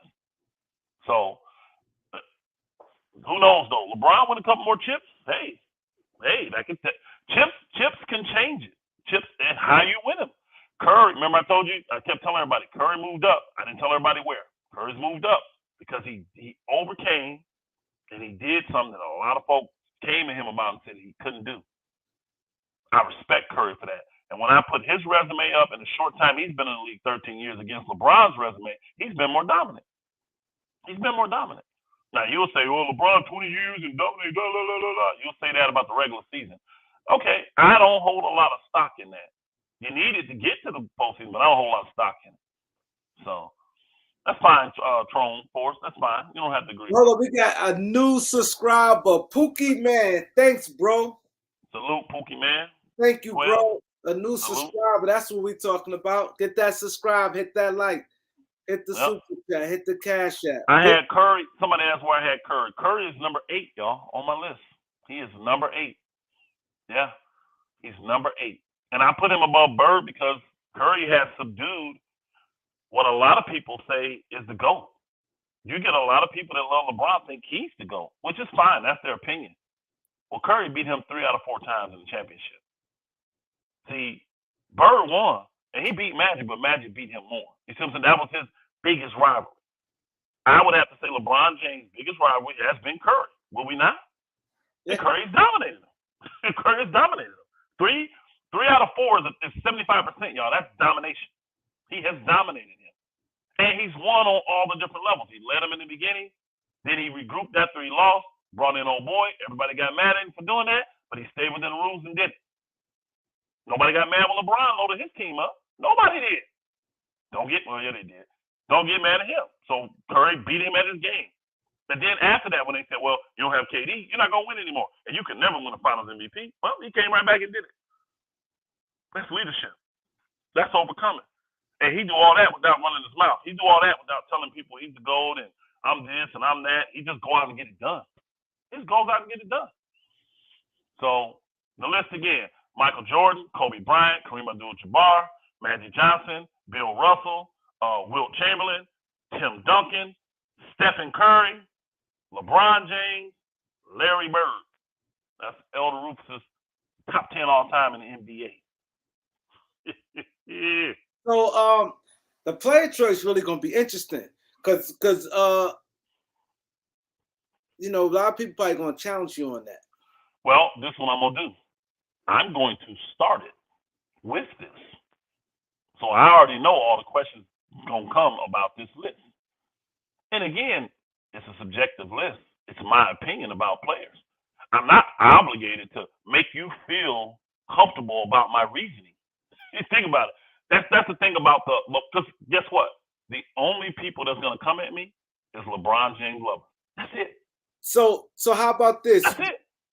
We've been on an hour and 45 minutes. One at a time. How about you take on 2 people who want to defend LeBron against your list, but one at a time. That's what they want to do. I mean, what they're gonna say that I don't already know, but they can come up if they want. Okay, one at a time. Somebody, because a lot of people is upset. I'm looking at the one at a time. If you want to make your case for LeBron James against Elder, we're only doing 2 people because it's already an hour and 45 minutes in. So we're doing 2 people, one at a time. Please come with it. If you're gonna represent LeBron, represent him right. So I can tell you this: LeBron James, besides my anomaly, which is Wilt Chamberlain, besides him, LeBron James, the only guy in the top 10 that's got a losing record in the finals. He's the only one in my top 10 that's got that. So, I mean, I think I've done him much service, honestly. And to be consistent, since everybody say impact matters, be consistent. If I'm going to say Magic's greater than Bird, even though I think Bird is an all-around better player than Magic with everything, because he plays better D, passes better, rebounds, but but he lost to him. Magic beat him. Magic. So I got to be the same when it comes to Curry and LeBron. It's fair what you're doing. You broke it down nice and easy. Again, only people gonna hate this is LeBron lovers. Those that love LeBron that have him as a GOAT are the only people that will be mad at this list. The only ones. Because if you come, that's probably gonna be my first. Well, I'll have to ask because I know if you're coming, you already know who your GOAT is. My thing is I don't think LeBron James people are fair because they ignore all of his downfalls. They ignore all of those. The 6 losses, the epic turds he had in the finals, getting swept. They ignore all of that. His accolades, his regular season accolades overshine that. Now, again, all-around player. LeBron James is one of the greatest of all time. He's not greater than Wilt, in my opinion, but he's one of the greatest all-around basketball players. But it takes more than that. It does. It takes more than that, bro. Just because you could be the most complete package doesn't make you the best of all time. You still got to go out there and get it done. You have to. You have to. Besides Magic, besides Curry, right? Which one of these dudes on this list that wasn't just as good or better than LeBron in defense? I mean, again, I think I'm being fair keeping him in the top 10. Now, some would have told me to put Shaq in there. But see, I don't think Shaq has led at all, really. LeBron has had moments where he's been a good leader, but he's had a lot of bad moments of being a leader. One right now, currently, he's been in bad leadership in LA. Very bad. Oh, Kareem, you know another thing that got me with LeBron, too? When I heard them stats, the ticket throughout, that stuff is crazy to me. I literally laughed. When he said in Jordan's whole tenure with the Bulls, they did 26 trades. With Kobe's whole tenure with the Lakers in 20 years, they only did 25 trades during this time. With LeBron James, they have done 108 trades and counting. So he has literally doubled MJ and Kobe combined. He's doubled them. But he's the greatest. But we need all this help. We need all these acquisitions. You know what? It might be 2 more trades this year. It might be 2 more trades in the next week. That's why I said in counting, 108 and counting. And what I'm saying is I can't even go to no GM and see a GM that put together that kind of package in 20 years of trades. Damn. 14.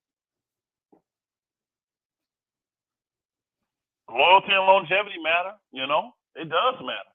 But again, I cannot reward him for going to the finals 10 times, winning 4, and ignore the fact that he lost 6. This is what LeBron James lovers want me to do. They want me to ignore that he lost. They'll say stuff like, well, he was never favored. Who cares? You're there. Get it done. Figure it out. It's obvious they've made all the adjustments for you. I can't deny the fact that, like Magic, Bird, all these dudes play with Hall of Famers. So is LeBron. LeBron has played with a whole bunch of Hall of Famers. Everywhere he's won, he's had at least 2, if not 3 Hall of Famers on that team at the time that he won. Go look. Or guys that can be considered for the Hall of Fame. You want to read this, Elder? Rodney Parr says Kareem will still have the most made baskets, no doubt. James shot 3s and shot them poorly. Longevity rewarded. And again, longevity is a part of it. That's why he's top 10. He's definitely, I cannot deny the fact he's been. Now, I may question why his longevity has been what it is. I may question that. Certain things going on down there in Miami, certain lists, certain people coming up missing. I may question that, why he has had the longevity that he's had. Because people will say that, well, he just takes care of his body. My thing is this. These are world-class athletes that have millions of dollars at their disposal. Nobody else wants to take care of their body on the same level as LeBron. Now, I got another brother that tells me it's all about genetics. It's all about genetics. This is what he tells me. And he tries to tell me and convince me that LeBron's genetics is the main reason why he's able to perform on this level this long. That's what he tells me. Again, that's what he says he does for a living. I'm sure he can come in here and give a compelling report. My thing is this. Why wouldn't everybody just go get tests for their genetics, find out which guys have that same level of genetics that he got, and start putting them through those regimens? Simple, right? It would be simple. Athletes got all the money in the world. Why would they not do it? To give them these dudes love working out. They're addicted to working out. There's nothing that he's doing workout-wise that's just on some great grand level than what other guys have done. You think he worked out more than Kobe Bryant? Huh? Michael Jordan was the first one that lifted weights before the game, y'all, and after the game. People said, Mike, you're crazy. You're going to tear your jumper up. Now what are guys doing? They're lifting weights now. Kareem, you kind of remember when we first came up, we didn't lift weights. Not for basketball, we didn't. We didn't lift weights. So, again, I think I've done him a good service, putting him where I put him, being consistent. Since they say my logic is not consistent, now probably what's going to end up happening is you're going to see a bunch of things get started where they're going to start doing Curry versus LeBron. Because there's an argument there. When you look at Curry's career, there's an argument there. Yes, sir. I'll check it. He said, check your IG. I'll check it when I'm done. I'll check it. So anybody, I dropped the link. Anybody want to challenge Elder what he's saying and come up there and defend whatever you disagree with his list? We taking 2 people, one at a time, 2 people. Anybody who disagree with Elder, y'all want to come up? I dropped the link, and y'all want to challenge y'all saying it's false narrative now, he's putting out there. But one brother, he sent me a link. I just looked at it, or sent me a thing. Now I'm gonna go through what he's saying too. He's pretty much going to the playoff time. Like, I'm only counting championships, right? Once you get to the dance, which matters to me, but that's fine. Even if you want to go to the playoff things, Jordan would be, he played 15 total years, correct? He won 6 championships. That would make him 6 and 15. He got 6 out of 15 years. LeBron has played 20 years and counting, and he got 4. That would make him 4 and 20. 4 out of 20. I mean, that's not greater than 6 out of 15. It's not greater. It's not greater. And Jordan got that 6 where he dominated a decade. He did stuff that other guys hadn't done. The 3-peat. I think before that, it was Boston, right? They're the only ones that had done the 3-peat. He did it twice in 1 decade. LeBron's never 3-peated.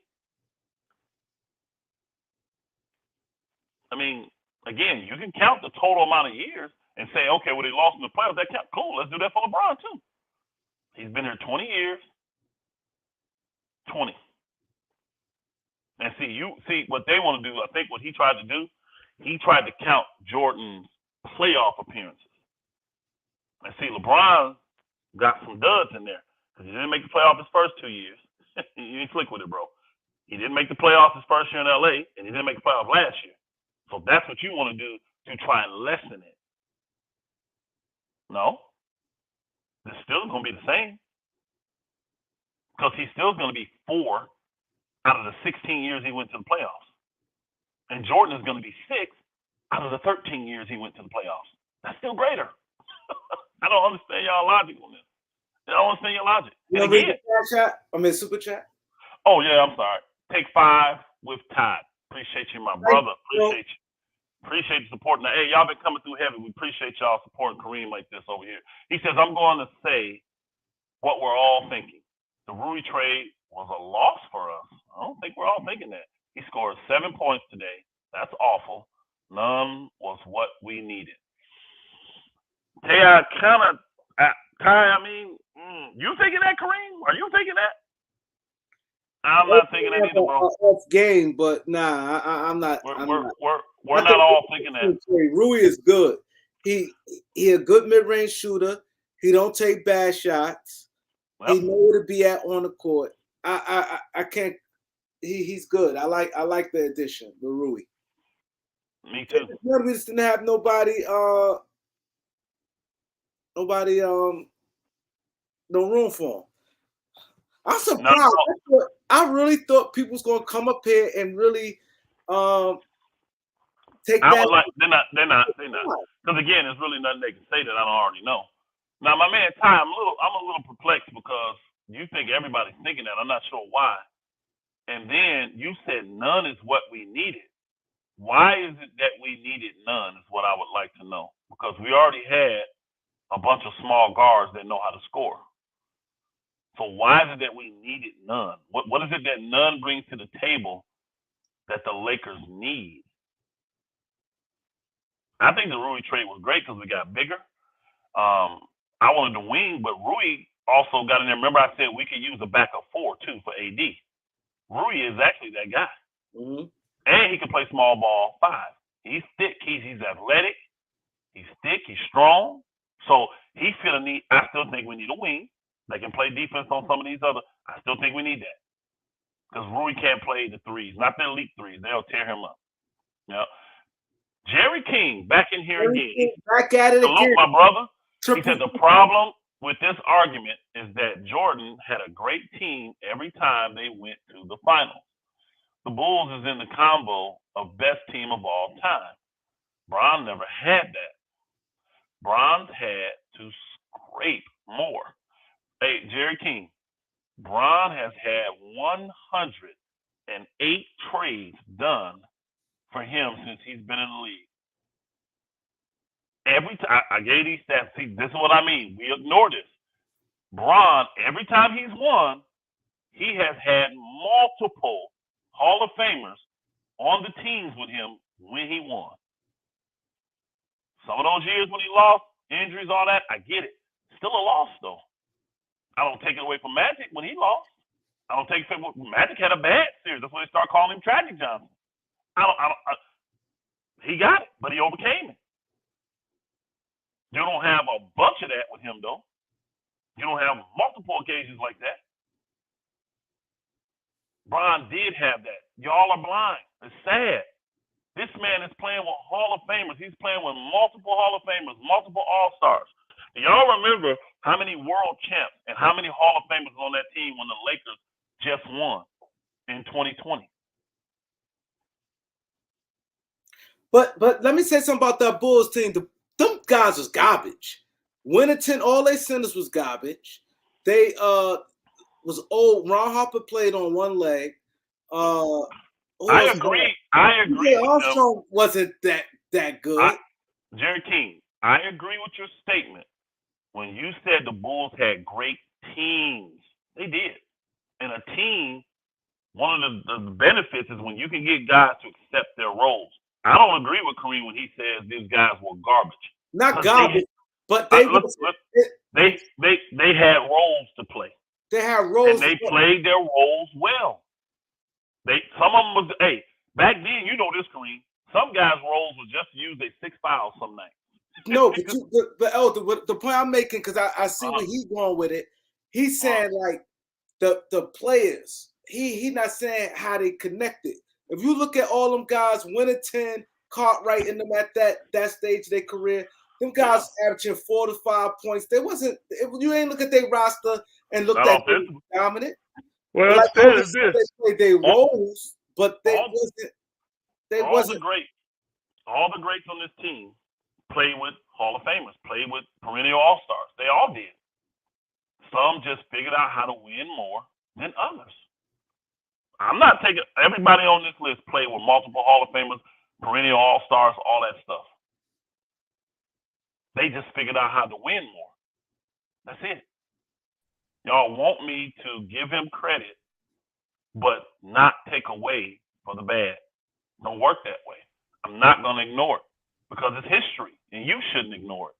Just because he's your see, y'all accuse me of being biased and hating LeBron James, which is not true. Right? This is not true. I feel like I call it down the middle. He's definitely not the GOAT because I've seen that and what that looks like. And the stuff he does, he's not surpassing Jordan, bro. He's not. He's not on Jordan's level. Hey, salute, Kareem. Hey, salute. What's up? Hey, what's your name, bro? What's your name, Doc? That's Drake. Hey, yeah, my name's Drake, bro. Yeah, I mean, I don't really see too many problems with your list because, I mean, people laugh at me when I tell them I got Kobe third all time. So, I mean, I don't really got too many problems with your list. The only problem I do have is the Curry over LeBron. I just think you should flip them. I got you. Do you deny the information I shared though? No, I mean, I don't. Only thing I dominated him. No, he did. I wouldn't say Curry dominated him. I would say Curry beat him, but I wouldn't say dominated because the only reason I wouldn't say dominated is because I wouldn't have put Curry over him because if Curry, for instance, if Curry would have came back and dominated 2 times without going to get KD, I would say he dominated him then. But I got to give Curry a notch down because Kobe or Michael Jordan, they would have came back with the same team and tried to beat LeBron. They wouldn't have ran and got a guy who they just came back from 3-1 to beat. They'd be like, "Oh, I really need you to come beat this guy for me." That kind of really took that away from me for Curry, bro. Hey, my brother, we really can't play that card because again, bro, you're ignoring the fact that LeBron James has had 108 trades in his 20-year career. I'm not talking about trades. I'm not talking about trades, though. I'm not talking about trades, though, bro. I'm talking about a guy. Hold on, bro. Hold on. That's trades and transactions, I should say. Moves to get guys there to help. LeBron has maneuvered every place he's been and moved guys out that he didn't like and moved guys in that he thought would help him win better. So I'm not debating that. I'm not debating that with you. But what I'm saying is if a guy walks you down 3-1. You should take the challenge on you to be like, you know what? We was up 3-1. Let me come back and beat you. You shouldn't have to go get another top 5 player and then be like, oh yeah, well, he dominated, bro. If he don't go get KD, you can't say he dominates him, bro. No problem, bro. KD was KD. Hold on, but listen what I'm trying to say. Listen what I'm trying to say, Elder. KD was the difference maker in those 2 championships. It wasn't just like Curry was the difference maker. KD was the difference maker. KD was the best player on the team. So you can't really. I can't put Curry over him and be like, oh, he dominated him when he had to go get a guy to dominate. He had to go get another guy to dominate him. If I would have had, like I said, I would have had more respect for Curry if he would have came back and be like, you know what? If he would have held his nuts and say, you know what? I'm coming back and I'm gonna beat you. Hey, bro. That's all I'm saying. Y'all, brother. I just got to keep it real with you, Dre. Y'all don't have the same energy for your boy y'all love. You don't, bro. I don't love. You can't say that though, because I don't have LeBron as my GOAT. I don't have LeBron as my GOAT. Jordan is the GOAT. What do you have on your list? What do you have on your list? Oh, LeBron? Yeah. I got him second. Okay. So you got him way higher than I do. Yeah, but I mean, I don't have a problem with you having where you have him because at the end of the day, he's lost 6 times in the finals. So if that's like more weighs more on what you're saying, then cool. But I don't really the losing in the finals really doesn't dictates how high I have him ranked, because I look at it as if you make it to the playoffs, whether you lose in the finals or you lose in the first round, you lost. So whether you come in second place or 30th place, you still lost. So I don't really let that weigh as far as like the eye test and how great of a player. Like, bro, a lot of stuff that LeBron is doing, bro, I haven't really seen a lot of players outside of Kobe or Mike do that. And the only reason I have him over Kobe is because Kobe wasn't the bus driver for 3 of his championships. So I got to take Kobe down for that. And I hate for people to say that because Kobe is my second favorite player of all time behind D Wade. You know what I'm saying? D Wade is my favorite. D Wade is my favorite player than Kobe. I can definitely debate you on that situation, but we won't go there today. What I'm saying is this. Hold on, bro. I'll let you talk. The same standards that y'all hold these other guys to. You sit here and said that you would have more respect for Curry if he didn't go load his team up with Kevin Durant. But you don't hold LeBron to that standard when Boston went and did what they did, and he went to Miami and loaded up his team. No, I do though. 10 players. No, 3 top 10 players. You don't take those chips away from him. The 2 he got. I didn't say take a chip away. All I'm saying is, Hold on, bro. You don't respect Curry's chips with. I didn't say I didn't respect his chips. All I'm saying is I wouldn't have him ranked over LeBron and say that he dominated LeBron when he had to go get another player on his team after LeBron dog walked him 3-1, bro. LeBron basically took his heart, bro. That's based on what I'm saying. LeBron took his heart. That's your opinion. Let's keep it a buck then. If we're gonna take that away.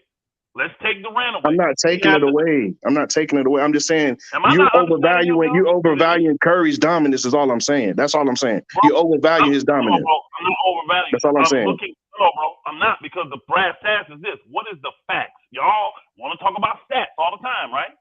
I didn't say nothing about stats. No. This was the talking points. The people talk about them. The stats are supposed to be facts, right? And the not all the time. Stats don't always prove the story all the time, but okay. I get what you're saying. I get what you're saying.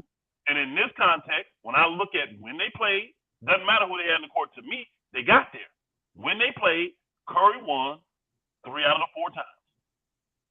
And all I'm saying is the 3 times he won. Hold on. I'm not going to get mad because Curry won up LeBron in something that he was doing. LeBron, I'm not saying be mad. Hold on, bro. LeBron, hold on. I'm not going to diminish him. Because if you do that, bro, go take away. Here's the thing. You're not giving him credit for winning just because he had another great player on his team.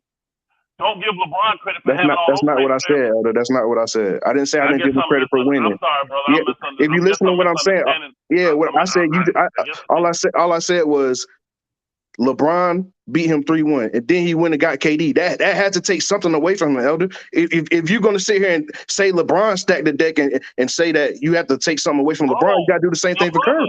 That's all I'm saying. If you're looking at your logic. Hold on, brother. Why wouldn't it take away from LeBron then when Boston went and did that and he went to Miami and stacked his team? But I never said it didn't.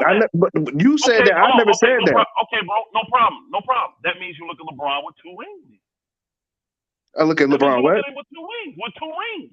Because he did the same thing Curry did. No, I'm not taking away. I never said take away his rings. That's not what I said, bro. You keep see, like I notice what you do sometimes is when you disagree with somebody, you try to rearrange words. Like my words was I wouldn't rank him above LeBron because LeBron beat him 3-1 and then he went and got KD instead of holding his nuts and beating and coming back and saying I had him down 3-1 and I could beat him. That's all I said. And you went and said something totally different than what I said.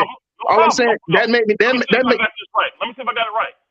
So when LeBron couldn't win in Cleveland, should we have held him to the standard of holding his nuts and staying in Cleveland and making it happen and getting the win? Since he got there in Cleveland, he did get to the championship while he was in Cleveland, right? So should we say to LeBron, you should have stayed in Cleveland, held your nuts instead of going and getting all these great guys and moving out to that night city in Miami? You should have stayed in Cleveland, held your nuts, and got it done. See, but it's different concepts that you're using though. I'm talking about them going head to head. Listen to what I'm saying. You're talking about hold on. How are you laughing? I'm talking about them going head to head in the finals. You're talking about something totally different. That's different context to what you're saying. What I'm saying is, for instance, if somebody would have beat Jordan 3-1, Jordan wouldn't have been like, "Oh, I'm going to get another top 10 player." Jordan would. I know it's not because Jordan. Yeah, it is. Jordan, hold on, listen to what I'm saying though. Jordan don't know that. Okay, you're right. I don't know that. All I'm saying is this, bro. You can't sit here and leave out the context and just be like, "Oh, he dominated him," and not put in context that for one, the man beat him 3-1, and then he came back. And you keep coming to this 3-1. See, you hold that 3-1 coming back to such a great level. That's what you do. Yes, because that's one of the most ultimate failures in the finals to lose 3-1. Brother, no problem. He can't, and that is one of the great accomplishments of LeBron's finals career. But guess what? LeBron got swept in the finals too. That's one of his greatest. Yeah, he did. He did get swept in the finals. That's one of his greatest losses, bro.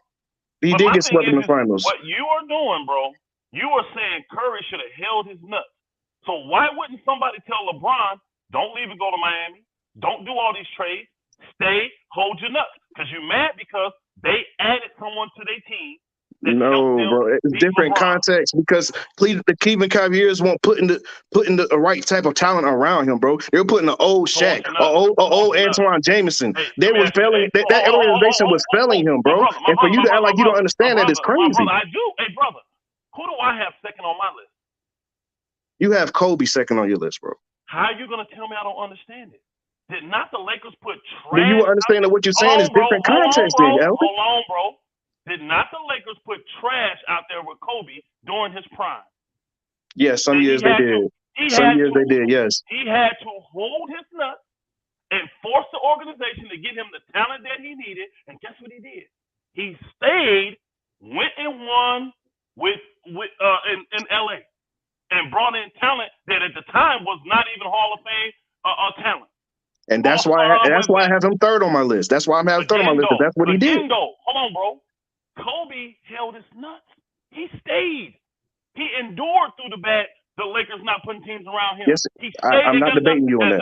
And went to 3 chips from doing it and won 2. I'm not debating you on that. Bro, what I'm telling you is this. You're not holding LeBron to the same standard. You said Curry should have held his nuts. Tell LeBron to hold his nuts. That's all I'm telling you. You're not holding him to that standard. Because 108 transactions in 20 years, you ain't holding your nuts. You're not. Bro, you're changing the context, though, Elder. You're changing the context. Yes, you is. I'm talking about them going head-to-head in the finals, and you keep talking about what the organizations was doing and what he was doing 7 years before. I'm talking about when they were going head-to-head, Curry did not say, you know what, I can come back and beat him. Let's regroup and come back and beat him. That's all I'm saying, bro. That's all I'm saying. He didn't regroup and say, hey, let's go back and beat this guy. We had him down. Let's go beat him. That's all I'm saying. You keep going back to when he was with Cleveland, and I'm not talking about that. Hold on. I'm going back because it meets the context. No, it doesn't. I'm talking about people playing in the finals. Hey, bro, I'm talking about people playing in the finals. We're going to agree to disagree. When I said he dominated him, I gave the numbers. They went 4 times, and he beat them 3. That's what I gave you. Now, if you want to put a different level of context that is more important to you because of the 3-1 and because of KD coming, go ahead, bro. Whatever makes you feel good. It ain't going to change the way I feel. I mean, I understand that, bro. He lost. I'm not saying he lost. Curry is still greater than him right now. He is. Okay. I mean, if you say that, okay. That's just how I feel. I mean, okay. I mean, if that's how you feel, that's how you feel. Like I say, it's your list, so that's what I'm saying. It's amazing though how y'all be holding everybody else to these levels, but not LeBron. How am I not holding him to that level? Everything you agree with, I agree with. He lost. You act like I'm making it seem like he won. I never said he would have won. I never said nothing. All I said was you got to hold that against Curry because that is a flaw on his record, bro. Like you talking about leadership and stuff like that, but a real leader would have been like, you know what, we're gonna go back and beat him and not have to go beg somebody in the Hamptons to come join us.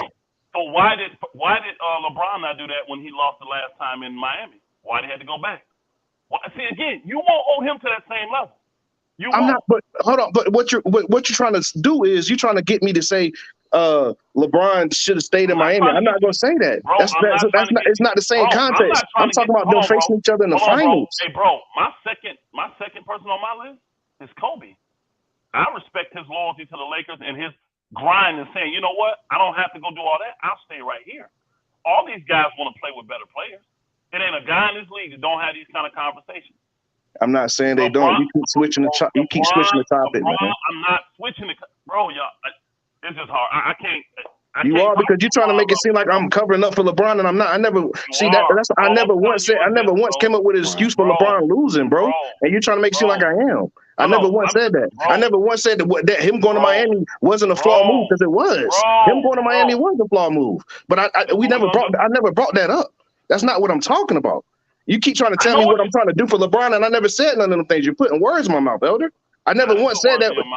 Yes, you did, because you're trying to sit here and make it seem like hold on, listen to what I'm saying, Elder. Listen to what I'm saying. I never once said him going to Miami was a good move. I never once said good. I didn't ask you that. Yes, you did. You said when he should have stayed in Cleveland, right? That's what you're trying to get me to say. That's not the topic I was talking about. Because if he would have stayed in Cleveland, cool. It doesn't matter to me. I'm not a LeBron. I'm not a LeBron dick lover like that. All I'm saying, listen to what I'm saying, though, Elder. Bro, you're not gonna convince me. I'm not trying to convince you. I'm not trying to convince you of the LeBron thing. I'm trying to convince you that I never was riding his dick or trying to come up with excuses for him. That's what I'm trying to tell you. No problem. You told Curry to hold his nut. I say tell LeBron to hold his nut. And I agree with you on that. And you trying to make it seem. I even said I agree with you on that. I said I agreed, and you went totally left and started putting words in my mouth. Hold on, bro. Since none of them held their nut, we go by the record. Then since none of them held their nut, we go by the record. And the record is he beat him 3 times out of 4. That's dominant. 75%. That's cool. Dominating. That's how I feel. All right, so we got Jerry King. I guess go ahead, Jerry. Hey, how we doing, fellas? Hey, salute, my brother. I just, hearing that list, I think it was a cool list. I had some problems with it, I just think factually the list was wrong, just in my opinion. But you're entitled to. Absolutely. What you think went wrong with the list, man? Well, I just, I don't disagree with all the people on there. I just think people are in the wrong spots. You left some people out. In my opinion, I have my own top 10, which, I'll die, by this list. Nothing will change this list for me. So I understand. Nothing will change this list ever. No, I don't think so. I think where basketball is right now, it's at such a high level. I don't think you can exceed this. So you don't.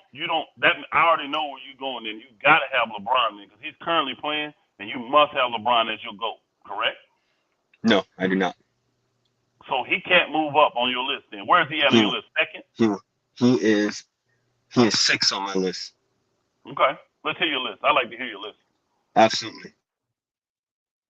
Number 1. Hold on. And there's nothing Wilt he can Chamberlain. do. I think he doesn't get. There's nothing he can do to move up your list, even though he's still playing. Even though he's still playing, there's nothing he can do. There's nothing he I can think do. I've seen everything I need to see from him. Okay. I've seen everything I need to see from LeBron. So number 1, I have Wilt Chamberlain. I think Wilt has been the most dominant player we've ever seen. I don't think we'll ever see anything like him. He's number 1. Hey, you don't have to explain. You can just give us your so we can move on. I know Kareem ain't trying to be here all night, so you can just give us your. You don't have to explain your why. It's your list, so and you already said that nobody's gonna be able to change it. So we would like to hear it though. We got Wilt number 1. 2 is gonna be Kareem. 3 is gonna be Isaiah Thomas. Isaiah Thomas? Yes. Is that what he said? Yes. Okay, let's go, bro. Number 4. 4 is Bird. It's Bird? All right. Who's 5? Magic. Who? Magic. Magic is 5. All right, who's 6? I already said Bron. Bron is 6. Oh, yeah. Who's 7? Phil Russell. Who's 8? Kobe. Who's 9? Jordan. Who's 10? Barkley. Who? Barkley. Charles Barkley. Yo, Charles, man, we appreciate you, bro. Having your own list. Kareem, let's move to the next dude. We appreciate that list, man. Have a good night, bro. Who up next, man? that don't get that energy, please, y'all. Don't get that energy. Thanks, bro. Hey, I really don't get that energy. We appreciate you coming in, though. I appreciate you coming in, bro. Thanks. Hey, it's your list, though. It's your list. So if nothing's changing it, nothing's changing it. That's what he's seen with his eyes. That's what he got. I got no problem with his list. No problem. Who up next? What up, Jay Reddick? What's going on? What's up, Doc? What's that? Hey, Elder, I'm the one that sent you that message, man. Yeah, I saw the angle you were kind of going with the playoffs and all of that stuff. It's the math still don't add up, though. Jordan's still greater. No. Yeah. I know. I just think it's a lot closer than people say. Number 1, I ain't see like Jordan winning without Pippen. Like even like before Pippen got there, and you know what I'm saying. That's I get that. I get it, but I don't see anybody winning without talented players. You got to have talented players with you to win. Now, some guys get a chance to stay with certain guys and do it together. Some guys like LeBron like to do 108 trades and swap them dudes out as much as he can. But he's not winning without talented players. He's not winning without Hall of Famers and perennial All Stars. Right. So they had that chemistry all that time, like him and Pippen did. Brian done did it with different players, different coaches. Jordan had one coach. Whole time. It works for Jordan, I guess, when you said the chemistry thing, because they never got beat. Everybody else got beat. So the chemistry thing can't be, the number one factor, because all these other dudes did lose in the championship. Jordan the only one that did. And I agree that what one brother said, that the Bulls, like the most complete teams, the Bulls definitely had some complete teams. They did. They had some very complete teams, guys that understood their roles and did their roles to perfection. I really like what the Bulls had. It was defensive centric, and they had guys that could still score outside of Jordan with Pippen and Grant and them shooters. So I thought they had a very complete team. I know a lot of people want to ignore the fact that LeBron has had 108 transactions, 108 trades in his career. You can't deny that. You can't ignore that, man. Yeah, I had never looked at it. I heard Ticket talking about bro. it. Yeah. And my whole argument with the Jordan thing, I wasn't debating. I think Jordan is a GOAT. Okay, my bad. Okay, I got you. My bad. But now the Curry thing, I do disagree with it. Now, if you said Curry dominated him, like he should have got at least one of them Finals MVPs in the championship wins they got over. At least one. I went strictly by because like if you notice when I talked about Bird and Magic going against each other, I didn't bring the accolades into that. I said in a one-on-one matchups, Magic got Bird more. Now, I know Magic got more titles than Bird, but I had to consider the fact that when they do play, Magic got him most of the time. So when I said he dominated him, I looked at how many times they played in the finals. 4. And if someone wins 3 out of 4, that's domination to me. Now, you can add context to it if you want. You can add context to it all you want. But to me, it doesn't matter. You got to get out there. Hey, when Miami, well, hold on. Let's go back to Maurice. When the Boston Celtics put their so-called big three together, did not the league start scrambling around trying to figure out how they was going to beat these dudes? Yeah. And then look what LeBron did. He went and trumped them in Miami with a big three of 3 top 10 players. Well, let's say top 15 because I don't want to hear other people's mouths. But let's just say 3 top 15 players, perennial all-stars on the same team in their prime. He told everybody they was going to get 6, 7 championships. They got 2 out of 4 years. He said 8. Yeah. 50-50 is what they got. Again, though, he does that. Then he moves back, gets rid of more players. At the end of the day, you cannot lose. For me, you cannot be greater at losing in the championship than you are winning and be my GOAT. You can't. Because to me, accolades, again, the majority of them are all regular season. What happens once you get past that? Because nobody's ever won a championship from winning the regular season. LeBron is clear proof of that. All the times his team was number 1 in the NBA and his ass got bounced. So he's clear proof of that.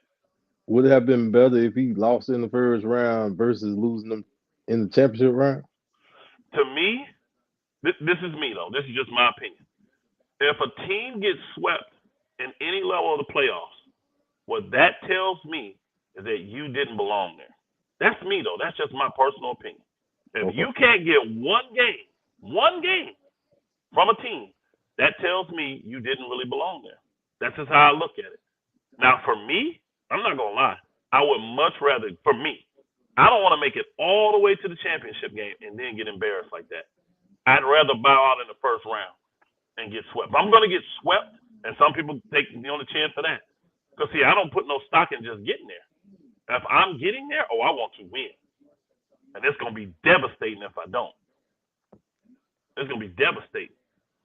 But I would have rather be swept in the first round than get to the championship and get swept. No. That to me, because, again, it's just the way I think. If a team gets swept, to me, that means they really didn't need to be there. Or it could be matches, could be, all that. Could be injuries. It's all kind of factors. All kind of factors that could cause people to get swept. But if I'm going to get swept, I don't want it to be in the finals. I don't want it to be in the finals. I got you. And one last thing about Curry.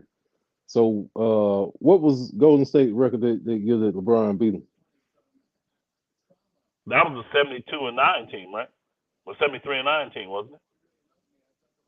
Yeah, that was that 73-9 team, wasn't it? All right. So he beat him that year. That next year they went and got what was considered to be LeBron's equal. His neutralizer is what they figured. He'd be the one that neutralized. No, I'm saying he was compared. He Yeah. was kind of being compared as his equal. One of the best right? players in the game, no doubt. Right. Yep. And that don't mean that. Adding to a 73, adding to a 72 win team. Yeah. Again, to me, and again, you never hear me complaining about super teams and loading up.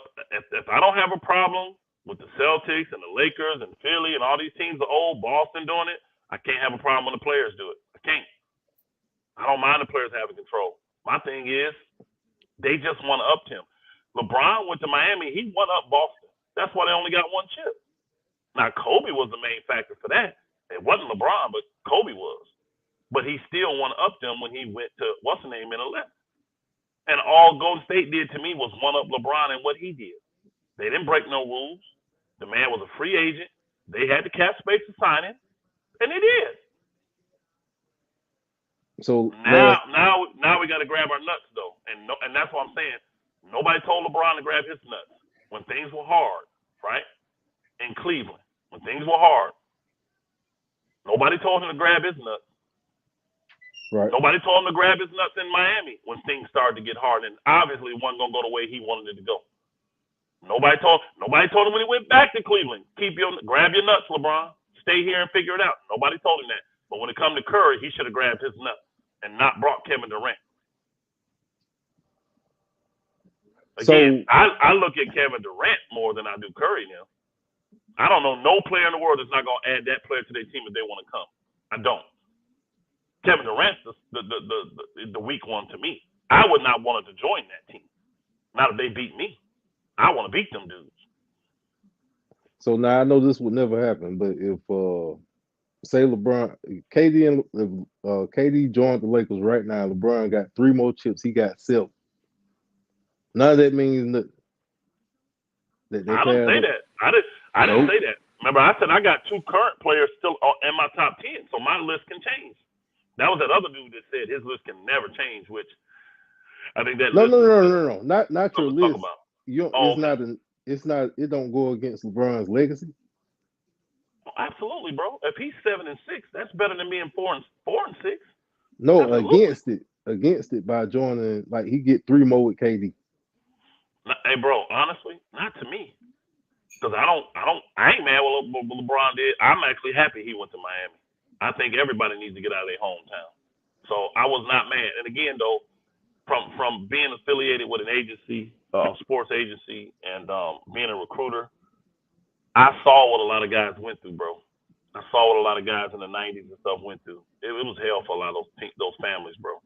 So I'm not mad that the players have control.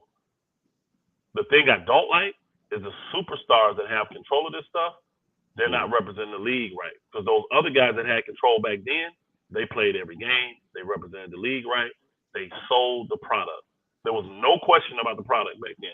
When it came into play, hey, it's too physical. They changed it. It's too this. They changed it. But the superstars showed up and played. I think it's a travesty that we haven't seen Kevin Durant play LeBron James in 4 years. Yeah. And they're supposed to be 2 of the best players of their era. And we haven't seen them play in 4 years, bro. 4 years. That's crazy. That's crazy. Yeah. So, again, I don't have a problem when guys put teams together. Because I don't have a problem when the owners put teams together. So I don't have a problem when the players do it. Figure it out. Learn how to beat them. Because honestly, I still think that if you got a couple good superstar and star type or star type players, and then you put a bunch of good role players around them, that team got a good chance to beat them. You just have to stack your team the right way. Like with Kevin Durant, I got to get a team full of guys, a few guys that guard him the best. Now, nobody can guard him, but I need guys that make him shoot 5 extra shots, 8 extra shots a game to slow him down some. Go out and regroup. Do what you got to do. And see, that's the problem I have in today's, because it's so star driven. Like you said, you get you 2 good players who are going to be consistent, that's reliable, that they both combined could get you about 45 points, 45 to 50 points every night, 50 points every night. And like you said, good role players. You don't need 3 stars. I don't think you do either. Nah, you don't. You get you some size. You get you like a couple shot blockers, a couple guys who can shoot, guys who can play make, some leaders. You know what I'm saying? Some guys just, you know what I mean? Just do some of the things. Guys who play with some heart. See, that's a lot. A lot of guys don't step up to the challenge and want to play with some heart. They let guys just torch them. Like a guy like Donovan Mitchell had 70 points against and didn't get knocked down that one time. They just let him run wild and loose. Do what he want to do. It's the Bulls. That's it. Nobody had it in them. Like, you're not doing that to me. You know what I'm saying? I ain't saying hurt him, but show him, get a little physical. Do something to knock him off his game. Knock him off his game. Knock him off his game. Hey, L. Yeah. Man, I completely agree. I completely agree with you with Steph Curry over LeBron James. I completely agree with you on that. Again, Herm, I say there's an argument for it. I'm not going to put that argument for it. What I'm doing with my new list, my revised list, is trying to follow these guidelines that people are claiming I don't follow. I'm going to try to be a little more consistent. Now, again, I'm not stupid. The only people that don't like my list are people that love LeBron James. That's it. Even when they come in and say, well, he's second on my list, or he's this, or he's that, they're the only ones that will come at me crazy about this list because they're not going to be happy where their king is on the list. But when you take everything that's been done in totality, it is what it is. And I think I'm respecting him. And again, him and Curry still playing. So this list could change. They're still playing. Curry changed. Curry was not in my top 10. Curry wasn't even in my top 15, y'all. He wasn't. But to get 4 chips, he got 4, the same amount as LeBron. And he lost less. And he beat LeBron when he got him. Over here, KD. So when LeBron beat him, who did he have? Kyrie. we ain't knocking him for having Kyrie on the team when he won. We ain't knocking him for having Anthony Davis on the team. We ain't knocking him for having D Wade, who was already a world champion. We ain't knocking him for the players that he had that helped him win. So why are we gonna knock these other dudes? Oh, that was a punk move. I agree on Kevin Durant's part. Not on Golden State, because I don't know no team in the league. I guarantee this. Let Kevin Durant say he wanted to go to Cleveland. Y'all would have been like, or wherever we are, Cleveland. People was going crazy when Kevin Durant won that trade. Everybody kept saying that they'd trade AD for Kevin Durant this year. Remember? Everybody's like, "Oh, I hope the Lakers get KD." That was the LeBron fanboys who wanted him to get easy rings. But Elder, the reason why I agree with you because Curry did it with less top 75 players, with less Hall of Famers. He got the job done. They had a more complete team. Yeah, he had Klay Thompson and Draymond, but they're not superstars. He did play with Hall of Famers, and he played with superstars. He played with perennial Hall of Famers, and perennial All Stars, and he played with Hall of Famers. Again, I don't know nobody that wins without talent. Even Dirk Nowitzki, even Hakeem Olajuwon, they had talented teams. They were a very well put together team. So out of the 80 years of whatever, you got 2 that don't have another bona fide superstar. You know what I'm saying? That's 2 out of 80 champs or whatever it is, whatever it's been. Again, you got to have talent to win. And again, people want to get to the brass tacks of it. I ain't never seen none of y'all go to the park to play and say, "Give me lesser talent." I'm probably one of the only dudes in here that'll do that. I will go to the parks when I used to go. And I would look at different guys and say, you know what, you could work with me. I know how to get you going. They don't think you can shoot that well. Come on. but your defense is going to irritate them. You know them guys that go to the park and play hard defense all the time. You hate playing against them. I'll pick a guy like that just to piss you off. And we'll win, though. So these guys gonna grab the best. They're gonna grab the best players they can grab. They come from the AAU era. Did not these dudes all stack their AAU teams and go around the country beating the crap out of everybody? So what's different now when they're in the NBA, y'all? Figure it out. Oh, go ahead, bro. Yeah. So Elder. So basically, what I'm trying to get you to see is, so being the best player on your team, winning the championship, or being the second best player on your team holds the same value to you. That's all I'm saying. That's why I was talking about the KD move, because KD was the best player on that team for them 2 years. It wasn't Curry. So I'm saying I'm saying those championships shouldn't hold as much value as the ones he won when he was number one. And my brother, you know how many people come at me and tell me that Anthony Davis was better than LeBron James on that team? This last one they won. They say the same stuff. Should I take that away? Now everybody know I'm on record of saying that the bubble chip to me was the hardest championship to ever win, because it was mental, not physical. And the stuff that they had to endure, the sequesterness, all the being sequestered, not being able to move like you in jail, the bad food, having to get tested every freaking day, getting poked and prodded. You see what I'm saying? I thought that was the hardest championship to win. Not just because my Lakers won. I was saying this before a champion was given. But that's my opinion. But see, people forget that I said that. That's a plus for LeBron. He won one of the hardest championships, but he's also lost when he shouldn't have lost. He's also laid a dud when he shouldn't lay a dud to inferior competition. So y'all want me to give him the credit, which I do, but y'all don't want me to take away when he shits his pants. Oh no, he can do this players plenty of times. I'm not saying don't take nothing away from him. Here's my thing. These guys that are ahead of him, how many of them shit their pants like him? A few of them, not all of them, but a few of them. Who? That's ahead of him. I mean, Wilt has a losing record. I know Wilt has a losing record on your finals. I know Magic lost. They called him tragic. My brother. Kobe had one too in 2004. So I mean, players have lost in the finals before. That's all I'm saying. And had bad finals. Kobe had a bad 2004 finals, but people never talk about that. No, they do. That's one of the knocks against Kobe. But was it as bad as LeBron's final when what's-the-name and them was giving him? No. It was 2011 might be the worst finals performance by a superstar in history. It might be. That has to count. It does. It definitely does. As well as me giving him credit for being the age he was and winning in the bubble, going through all that mental crap they had to go through. I give him credit for that. But I'm telling you, my biggest thing is this.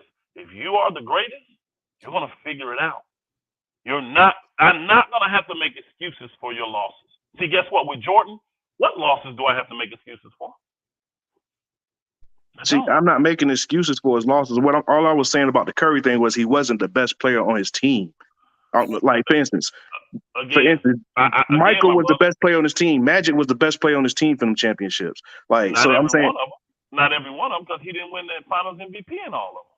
I mean, but Finals MVP don't mean everything. Because I'm be real, Curry should have more Finals MVPs. Curry should have more Finals MVPs. My brother. They killed Curry on a couple of them Finals MVPs. Magic was the best leader. And see, I'm giving Curry credit because guess what? He did something that D Wade didn't do. Once he realized he had a superior offensive player in Kevin Durant, the leadership he had took a back seat to him. Now, he still put up numbers, but he sacrificed so Kevin Durant could be Kevin Durant. Something Dwayne Wade didn't do the first year in Miami. That was the problem with them. They never turned it over to LeBron, in my opinion, until after they lost. That's good leadership. That's another thing that rises him up. I got you. Yeah. But then to come back after KD leaves and still win one, when people say, well, you only did this because of KD. You only did this because of this. You only did this because of this. You had this epic fail when y'all lost at 73-9 and got walked down 3-1. This is horrible on your record. How you going to make up for that? He comes back and does what everybody tells him he can't do. You ain't winning no more chips. I heard him saying it. But yeah, that's just casual fans. That's just casual fans who say that. No, I'm talking about some diehard basketball fans who saying, no, this guy will probably never win again. He ain't got it in him, and he ain't going to be no Finals MVP. And you see they were some fools because, I mean, you got to admit, right? Curry is one of the greatest of all time. I'm not saying he's not. He's definitely one of the greatest of all time. I have him number 8 on my list. So I say I don't have a problem with that. I don't. No, I don't have a problem with that. I'm saying I agree with you. He is definitely one of the greatest of all time. And this year helped catapult him. Because that 4th chip, now that put him in a category that not a lot of guys are in. That are in the room, at least. You see what I'm saying? Not a lot of guys are in that room with 4 chips. And he has a dynasty. Oh, yeah. And he continue to have one, too, because, I mean, if they make the right moves, they could continue still winning. They can. So that's why I said this list can change. Curry run off 2-3 more chips. Y'all don't think I'm going to move him up this list? You got to. I'll move him past Duncan in a heartbeat. I will. He get 2 more chips, bro. He got 6. He in my top 5. Somebody got to come out. I love Bill Russell, but I'm probably going to end up moving him out top 5. Maybe, you know what? To make some of these guys happy, maybe even Magic. Because a lot of these people think he's a point guard. I don't. I don't think he's a point guard. Just because they say he's a point guard don't mean that's what he does. But again. So do you got Kobe as the greatest Laker of all time? Absolutely. Who's greater than Kobe as a Laker? I was going to say Magic, but. Nah. He didn't play long enough. Just because. He didn't play long enough. Just because the impact that Magic had on the game. Kobe's impact was the same and greater. His impact was just as good, if not greater. I don't know, man, because Magic and Bird kind of saved the NBA, bro, because the NBA was plummeting before Magic and Bird. From what, though? They saved them from being bankrupt. Jordan is what took the NBA to another level. Oh, yeah, Jordan took them global. Magic and Bird brought people to watch the game. Nobody was watching them back then. They brought people to watch, excitement, Showtime, all this stuff. Black versus white, y'all know how it is. They played all that stuff, bro. East Coast, hard-working city like Boston, flashy city like LA. It was perfect the way it was set up, right? It was perfect. But Jordan is what took them to another level globally financially. Jordan did that. But Kobe, look at all the guys right now in the league that will tell you something about Kobe being Bryant. Look at all these dudes. Want to be in LA, want to play for the Lakers because of Kobe. A lot of these guys won't come because of LeBron. They don't care for LeBron. I guarantee if LeBron went on the team, y'all, it'd be a lot more guys really pressing their way to get to LA. Think about it. Kawhi Leonard wanted to be a Laker. Paul George wanted to be a Laker until LeBron James showed up. I mean, I understand that, but I'm saying the same thing you said about Kobe as far as like when he went to 7 championships in 10 years. I mean, Magic did the same thing. Magic went to 9 and like 12, 13 years? He went to 9 and 10 years actually, but his total was 12. Yeah, I think. Yeah, he was 5 and 4. He was 5 and 4. Yeah, so all I'm saying is they very comparable as far as like in that end, but yeah, but I'm just saying. Well, I can't knock Kobe for his longevity though. I can't knock him for that. Yeah, I feel Magic don't have it. It's not my fault. Magic was out there dipping his thing and all these whatever he was dipping it in, bro. Whatever he was dipping it in, to have 8. So I mean, that ain't my fault. At the end of the day, that all comes into it, and that is part of what makes. See, I have a lot of respect for guys like Duncan, Kobe, that stay on that same team. Do that. That ain't the end all be all, but it does matter. It does matter, son. Yeah. But no, he's definitely the greatest Laker. To me, he's definitely the greatest Laker. And Magic will be second. Then I think Jerry West would be third. I think Jerry West is even greater than Kareem as a Laker. Because I'm looking at the totality of what Jerry West has done. He's got to be one of the best GMs ever. Without Jerry West, we don't have a lot of those championships that we got. We don't have them. We do not have them.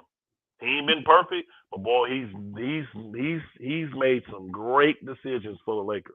That Kobe decision alone, he said right away, he knew that. He said the best workout he had ever seen. Now, mind you, this man had probably seen 30 years of workout. He said the best workout he had ever seen from a 17-year-old. And this is what I told folks. Now, Jerry West, he was a GM or whatever. He wasn't getting in the way. But it was bad coaching. I guarantee this. If Jerry West was coaching, he wouldn't have had Kobe on that bench. Not like that. He saw the talent in Kobe, but he wasn't going to override Dale Harris. Because he couldn't. He even helped turn the Clippers around. Dale Harris wasted Kobe's beginning years. Yeah. Got people out here saying Kobe was a role player. Man, stop it, bro. He ain't never been no role But player. yeah, the NBA was different back then. They had a problem with playing rookies and stuff like that back then, which is crazy. Well, and what a lot of people don't realize, my brother, Kobe was the first guard to ever come out of high school. All them other guys that came out of high school were all big men. So there was a little difference. He was the first guard to do it, and people thought he was crazy. Oh, you ain't gonna be able to make it, blah, blah, blah, blah. Kobe just endured. He just endured. Every year got better. And when he finally got his chance, guess what? When they finally let Kobe go, what did they do? Win 3 chips in a row. That's why I said, people say Shaq was the most dominant and all that. Hey, Kobe did his part. Kobe was never a Robin. See, people will say Pippen and AD and other people was Robin. Kobe wasn't no Robin, bro. Kobe was not no Robin because they wouldn't have closed those games. Why? Shaq shot 40-something%. He closed all of them in the closed all them games, bro. To get to the and he would shut down. He would shut down them them guards. He would guard them point guard. Man, Kobe was a beast, bro. So when I said the thing and pissed everybody off, said that Kobe carried him, they didn't understand what I was saying. Shaq definitely was dominant in the finals. Why? Because the matchup benefited him. All the dominant centers were in the West. So when he got to the finals, he wasn't going up against nobody. That was barbecue chicken for him. Easy work. And he did work in the playoffs and stuff like that. But Kobe did a lot of the heavy lifting, and he closed a lot of the games and had to guard the best player. The best point guard through 3, Kobe would guard them. They was getting going, Kobe would jump on them. Man, I don't see people play defense like Kobe did. I think Kobe Bryant is underrated defensively. Because somebody was mad at me today because I had Kobe ranked better. I said Kobe's a better defender than Tim Duncan. They were mad at me. I said, I'm telling you, Tim Duncan guarded 4s and 5s. Kobe guarded 1, 2, 3, and some 4s. But again, they both are great. They're both elite. It's splitting hairs. It's splitting hairs. I know this. Kobe never backed down from anything. Let Allen Iverson be killing. Guess what he do? I'm guarding Allen. Let Steph be killing. Guess what he do? I got Steph. He would tell him, I got it. That's why I respected him, and I got him so high on my list, bro. Because he would shut him down. Take the challenge. He would take the challenge on anybody. He would shut him down too. Oh, did you hear what Lou Williams said? Yeah, I saw that. Didn't I send that video out? Yeah, about the Curry, about when he was like, yeah, we told him I got him. I figured him out. How you don't like to be played from the side. You don't play him straight up. You play him on the side. Curry down. See, that's a man that's obsessed with his thing. I don't. And LeBron has one of those, what they say, a photographic memory tag. Like, he don't forget nothing. Like, he remembers every single thing. And they say he's, on that kind of level, too, when it comes to different stats and all that kind of stuff. I just don't see that in him where if a guy cooking, I don't see it to where LeBron is just saying, I don't care, I'm going to take that challenge. I'm going to guard this dude the whole second half and shut him down and make sure that he don't beat us. That stuff I saw Kobe do all the time. And at the same time, be the best scorer on the team. Yeah, just think about how much film he had to watch to even catch something like that. Bro, man, Kobe light, bro. He was just that's why I respect him so much, bro, because he was just a basketball junkie. He was insane, bro. The dude was insane. And I don't expect everybody to be on Kobe level. I don't. So that's when people be Mamba mentality. No, bro. Y'all think Mamba mentality is go out here and start jacking a bunch of shots. That's what y'all think. Mamba mentality is figuring out what it takes to get the W. That's Mamba mentality. And whatever it is, doesn't matter if it's a brick wall in front of me. If you tell me I got to run through that brick wall to get this W, I'm going to figure out how to get through that brick wall to get the W. That's what Mamba mentality is. I got to take an ink pen and chip through that wall to get through it to win. That's what I'm going to do. That's Mamba mentality. That's what it is. And nobody's denying that Shaq was the most dominant. Nobody's saying that he didn't deserve those MVPs. He was the most dominant player in the game, all that. It was short-lived, though. It was very short-lived. Short-lived. And I've seen Shaq get cooked. Now, he was young. The boy, I've seen Hakeem Olajuwon treat him like, boy, y'all remember that when Orlando made it to the finals? And that wasn't even cool the way Hakeem treated him, bro. He destroyed Shaq. He destroyed Shaq. Yeah, Shaq was still a puppy when that happened. He was still a puppy. Hey, you right. He wasn't ready. And that's another thing that goes against Shaq, like you were saying earlier, bro. Like, he wasn't dedicated to the game like he was supposed to. He wasn't. That's why I had no problem dropping him out of my top 10. He's still a great player. He's top 15 right now. He's still top 15 for me. But I had no problem taking him out. That's one of the main reasons. Not the only, but that's one of the main reasons. All these other guys were more dedicated. Man, that I remember watching that, and I literally felt sorry for Shaq. I was like, Hakeem Olajuwon is like playing in the future, and you still back in '87. He playing in 2020. I never seen a big man be able to move like that with the feet, with his feet work, and the way he was able so nimble and how he moved. Like, that's crazy. That people got to see Hakeem because he got tired of people talking about how Shaq was this and that. So that's what motivated him, bro. And people really got to see the level of skill Hakeem had, the way he was torching Shaq and still defending him. It ain't like Shaq was defending Shaq too, y'all. Blocking his shot and all that, man. Shoot, bro. Woo. Now Hakeem, I had to move him out just because he just really hasn't won enough. I think he's one of those. I think he's the most skilled center that's ever played. I can't think of a true center that has more skills than Hakeem Olajuwon. I can't. But people will say Jokic is more skilled than him, but that's fine. I'll still take Olajuwon over Jokic all day, every day. You wouldn't have to ask me. Give me prime Olajuwon. Olajuwon defense, oh my. Yeah, I was about to say his defense alone is why you're gonna take him. Absolutely. You know what I'm saying? That I ain't gonna lie, like people don't know, but I mean he was a good passer too for a big man. Yeah. He was a hell of a passer. I'm telling you this. I had a rougher time taking him out of my top 10 than taking Shaq out. I think Shaq is overrated, honestly, because his dominance was for such a short period, man. His dominance was such a short period, and he had another top 5 player with him, which is cool. Nah, but why you said I disagree. His dominance. What you mean by dominance? Hold on. What you mean by that? Well, he only won them 3 years in a row, and then he came back and was second fiddle with old boy in '06. But that was his dominant period to me. I mean, how many years did he just? Well, he came in dominating. I mean, I don't call you dominating, folks, just because you're coming in scoring a lot of points. If you're not winning. And again, I got Magic to go off, y'all. I watched Magic win as a rookie. I watched him dominate a super team in their house on the road at 20 years old. So the bar just been set high, bro. The bar just been set high. I don't see no dude coming in doing that stuff. Nobody. I mean, think about this, y'all. I think him and Bird was the only ones, right? Think about this. Can you imagine a guy coming into the league? Let's just say he's 2-3 years in the league, because Magic played 2 years of college, right? So let's say this is his 3rd year in the league, right? 3rd year in the league. He's 20 years old, and he going up against Golden State with Kevin Durant. And he go to their house, put a 42-point triple-double on him, and win the championship. Who gonna do that? Name me the player that's gonna do that. You got it. It's too much that got to go right for me to be able to name somebody like that. You got to get drafted to the right situation. You got to have the right mentality. Like, I don't really know you can't really name nobody who could come in and do that right now.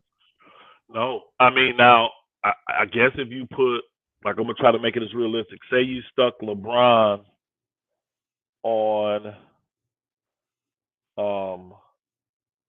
just a team that was really loaded. What's a team that's loaded? Add LeBron to that team. Because I didn't think the Lakers was actually overly loaded there. They had some good players. Don't get me wrong, they had some Hall of Famers.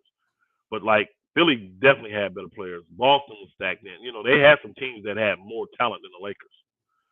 Oh, yeah, that Philly team was crazy with Dr. J and Moses Malone and all. Yeah, they were crazy. Bobby Jones, man, that team was Cheeks. That team was so Andrew Toney. That team was thick, bro.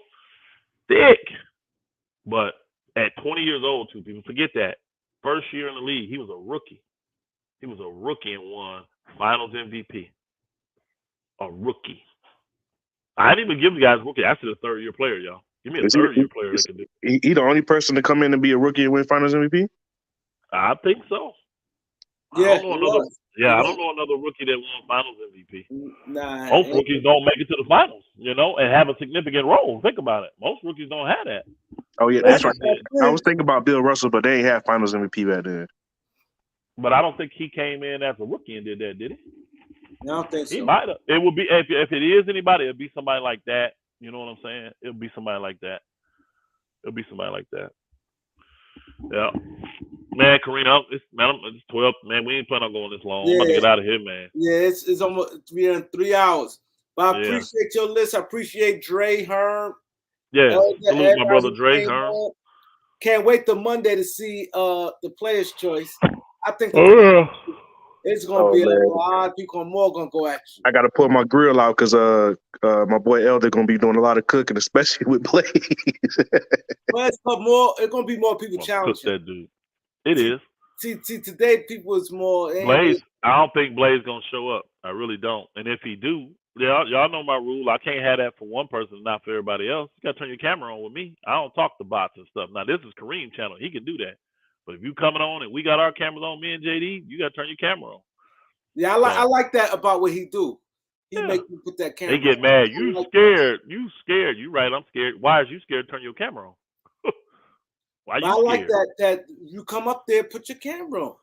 I don't talk. Hey, I don't debate with bots and avatars. Sorry, I don't. Now I'm glad. I'm glad he done that from the gate. Yeah. So I don't think he coming because for one, I don't think he's gonna show up. Anyway, two, if he did, I don't think he's gonna turn his camera on. I hope he do though. I hope he do. Because he was saying name him 10 point guards all time better than Russell Westbrook. I said, bro, I don't even have to name you 10 all time. I can name you 10 point guards in the league right now better than Russell Westbrook. You know, Blaze on no basketball, man. Yeah. I can name you 10 guards right now in the league better than Russell Westbrook. 10 point guards. Now, does that mean career-wise? You said what? He don't like to show his face? No, I don't know. I ain't never see it, but you know, Ticket have everybody back or whatever. He has something else on his main screen. So now they were saying he looked like a something. So Ticket must know what he looked like. I don't. Somebody said he had a perm and all this kind of stuff. So I don't know. He do have a perm though. He do have a perm. You seen him, Herm? You seen what he looked like? Yeah, we seen him. All you gotta do, if you really want to know, Mookie Jones got everything on the board. Does he? Okay. Yeah. Yep. Okay.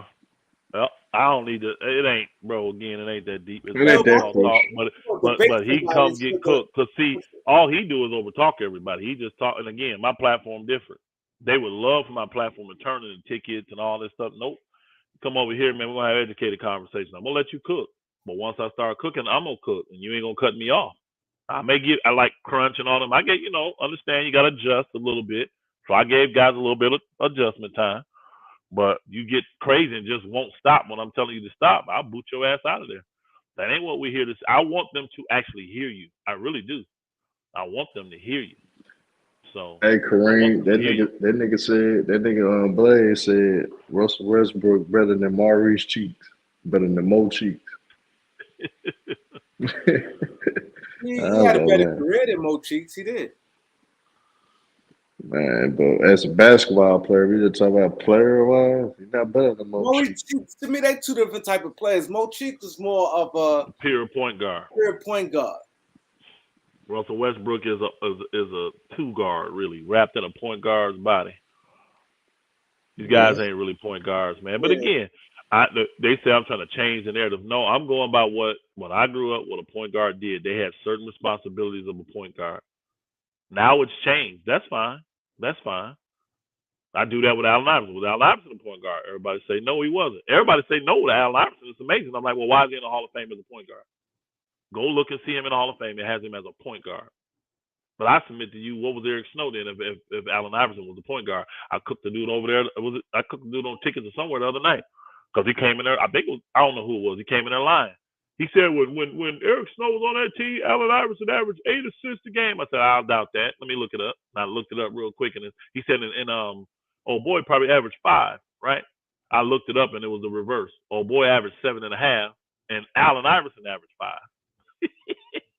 Because he was trying to say Allen Iverson got more assists, so he was the point guard. No, not during that time frame. Eric Snow got more assists than Allen Iverson.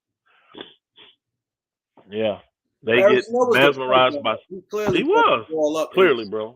Clearly, bro. If you watch Philadelphia play, he defended the point guards too.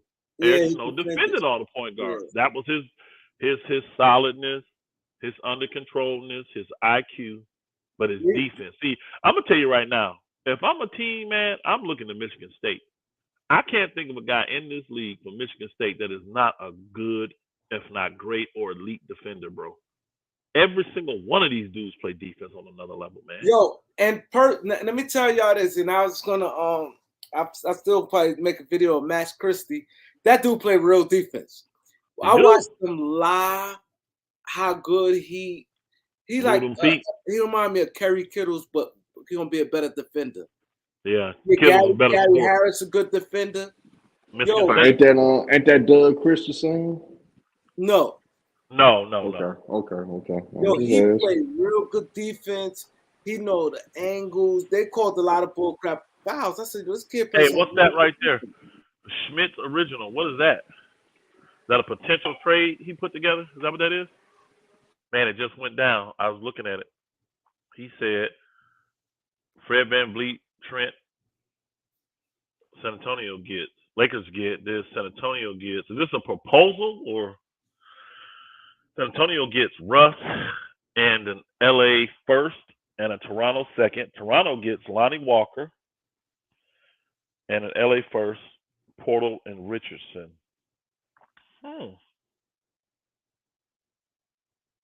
That's being discussed. Hey, you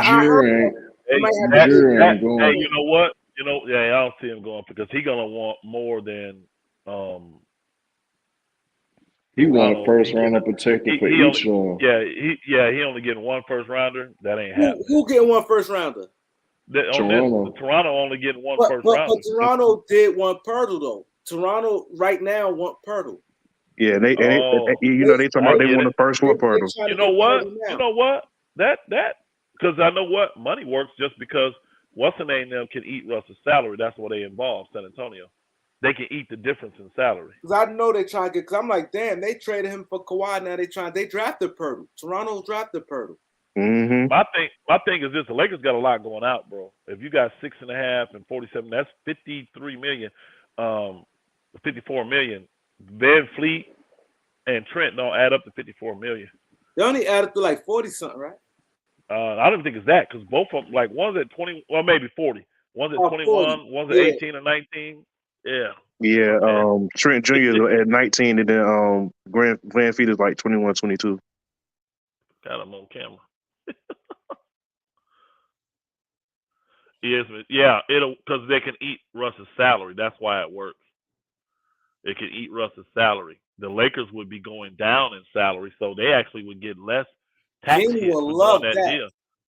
I mean, I think Toronto will want more though, y'all. I do. Even with Portal, I don't think Toronto in their mind is going to be cool with getting Portal and Richardson and one pick for what they giving up. The Lakers will have to add some second round picks. Probably their deal. Yeah, there had to be 2 second round picks had to go there too. That's a good put together trade though. That's a real good put together because you send Russ somewhere where you can eat the salary up. Yeah, that's a good put together trade. I don't think it's gonna happen, but that's a definitely good put together trade. You did good, Smith.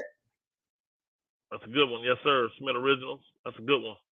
It does work because I know San Antonio can eat Russ's salary. The difference on what they got going out and for what they got coming in, they got that much in cap space, so they can eat it up. So San Antonio, they got to eat this cap space up soon. You know, they got to eat this cap space up. Or pay the tax. Pay the tax on it. What's the deadline for that, Elder? I don't know. You know what, Kareem? June. Oh, they don't got to do that till June? Yeah, because that's why sometimes you see people right after the trade deadline. I mean, after the round season end. Yeah, you see them trades like right after the finals. Somebody try to make the trade, try to make up that money. It expired in June. I can look it up. It's in June though. Gotcha. Yeah. Yeah, I know this. You definitely don't want to be a bottom feeder team like that. Then you have to cut a check for like $20 million. Thank you, Empire Jeff TV. Thank you, sir. Cut a check, and then that money goes to all the teams. They split it up. That hurts. That would hurt. So you're not doing that. And you think about it. You're under the cap for most time because you're a small market team anyway. So you don't have money to be wasting that way. You rather spend that money and get some kind of asset in some way, shape, fashion, or form for it. Indiana, you see what they just did? They gave their cap space money to Miles Turner. Yeah, that was smart. Yeah. And again, he's playing on a better level than old boy is, so they was gonna pay him $30-something million if he would have been there this year.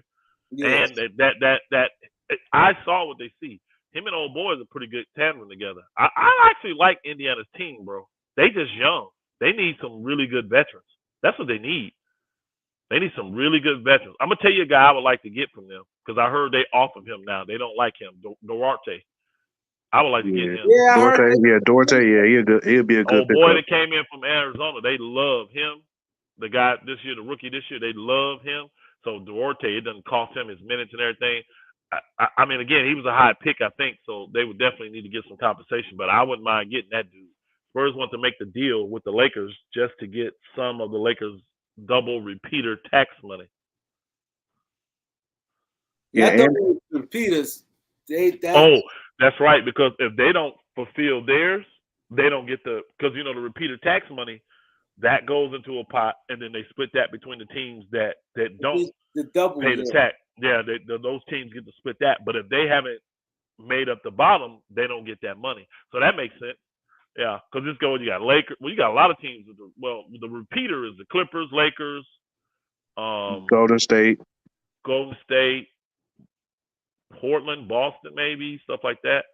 Maybe Philadelphia, Charlotte. Philly could be there. Yeah, Philly should. Well, I don't think Philly Charlotte. there. I don't think Charlotte definitely ain't there. No, they ain't there. You don't think? I thought it was up there because of Gordon Hayward and Terry Rozier salary. No, that's the only big money they got. They're not over like that.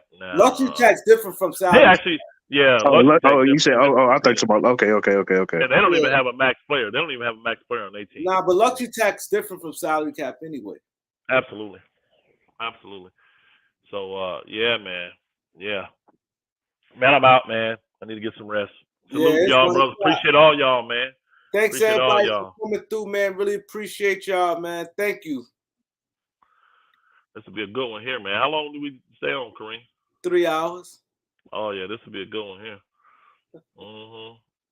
Did you end the stream? Yep.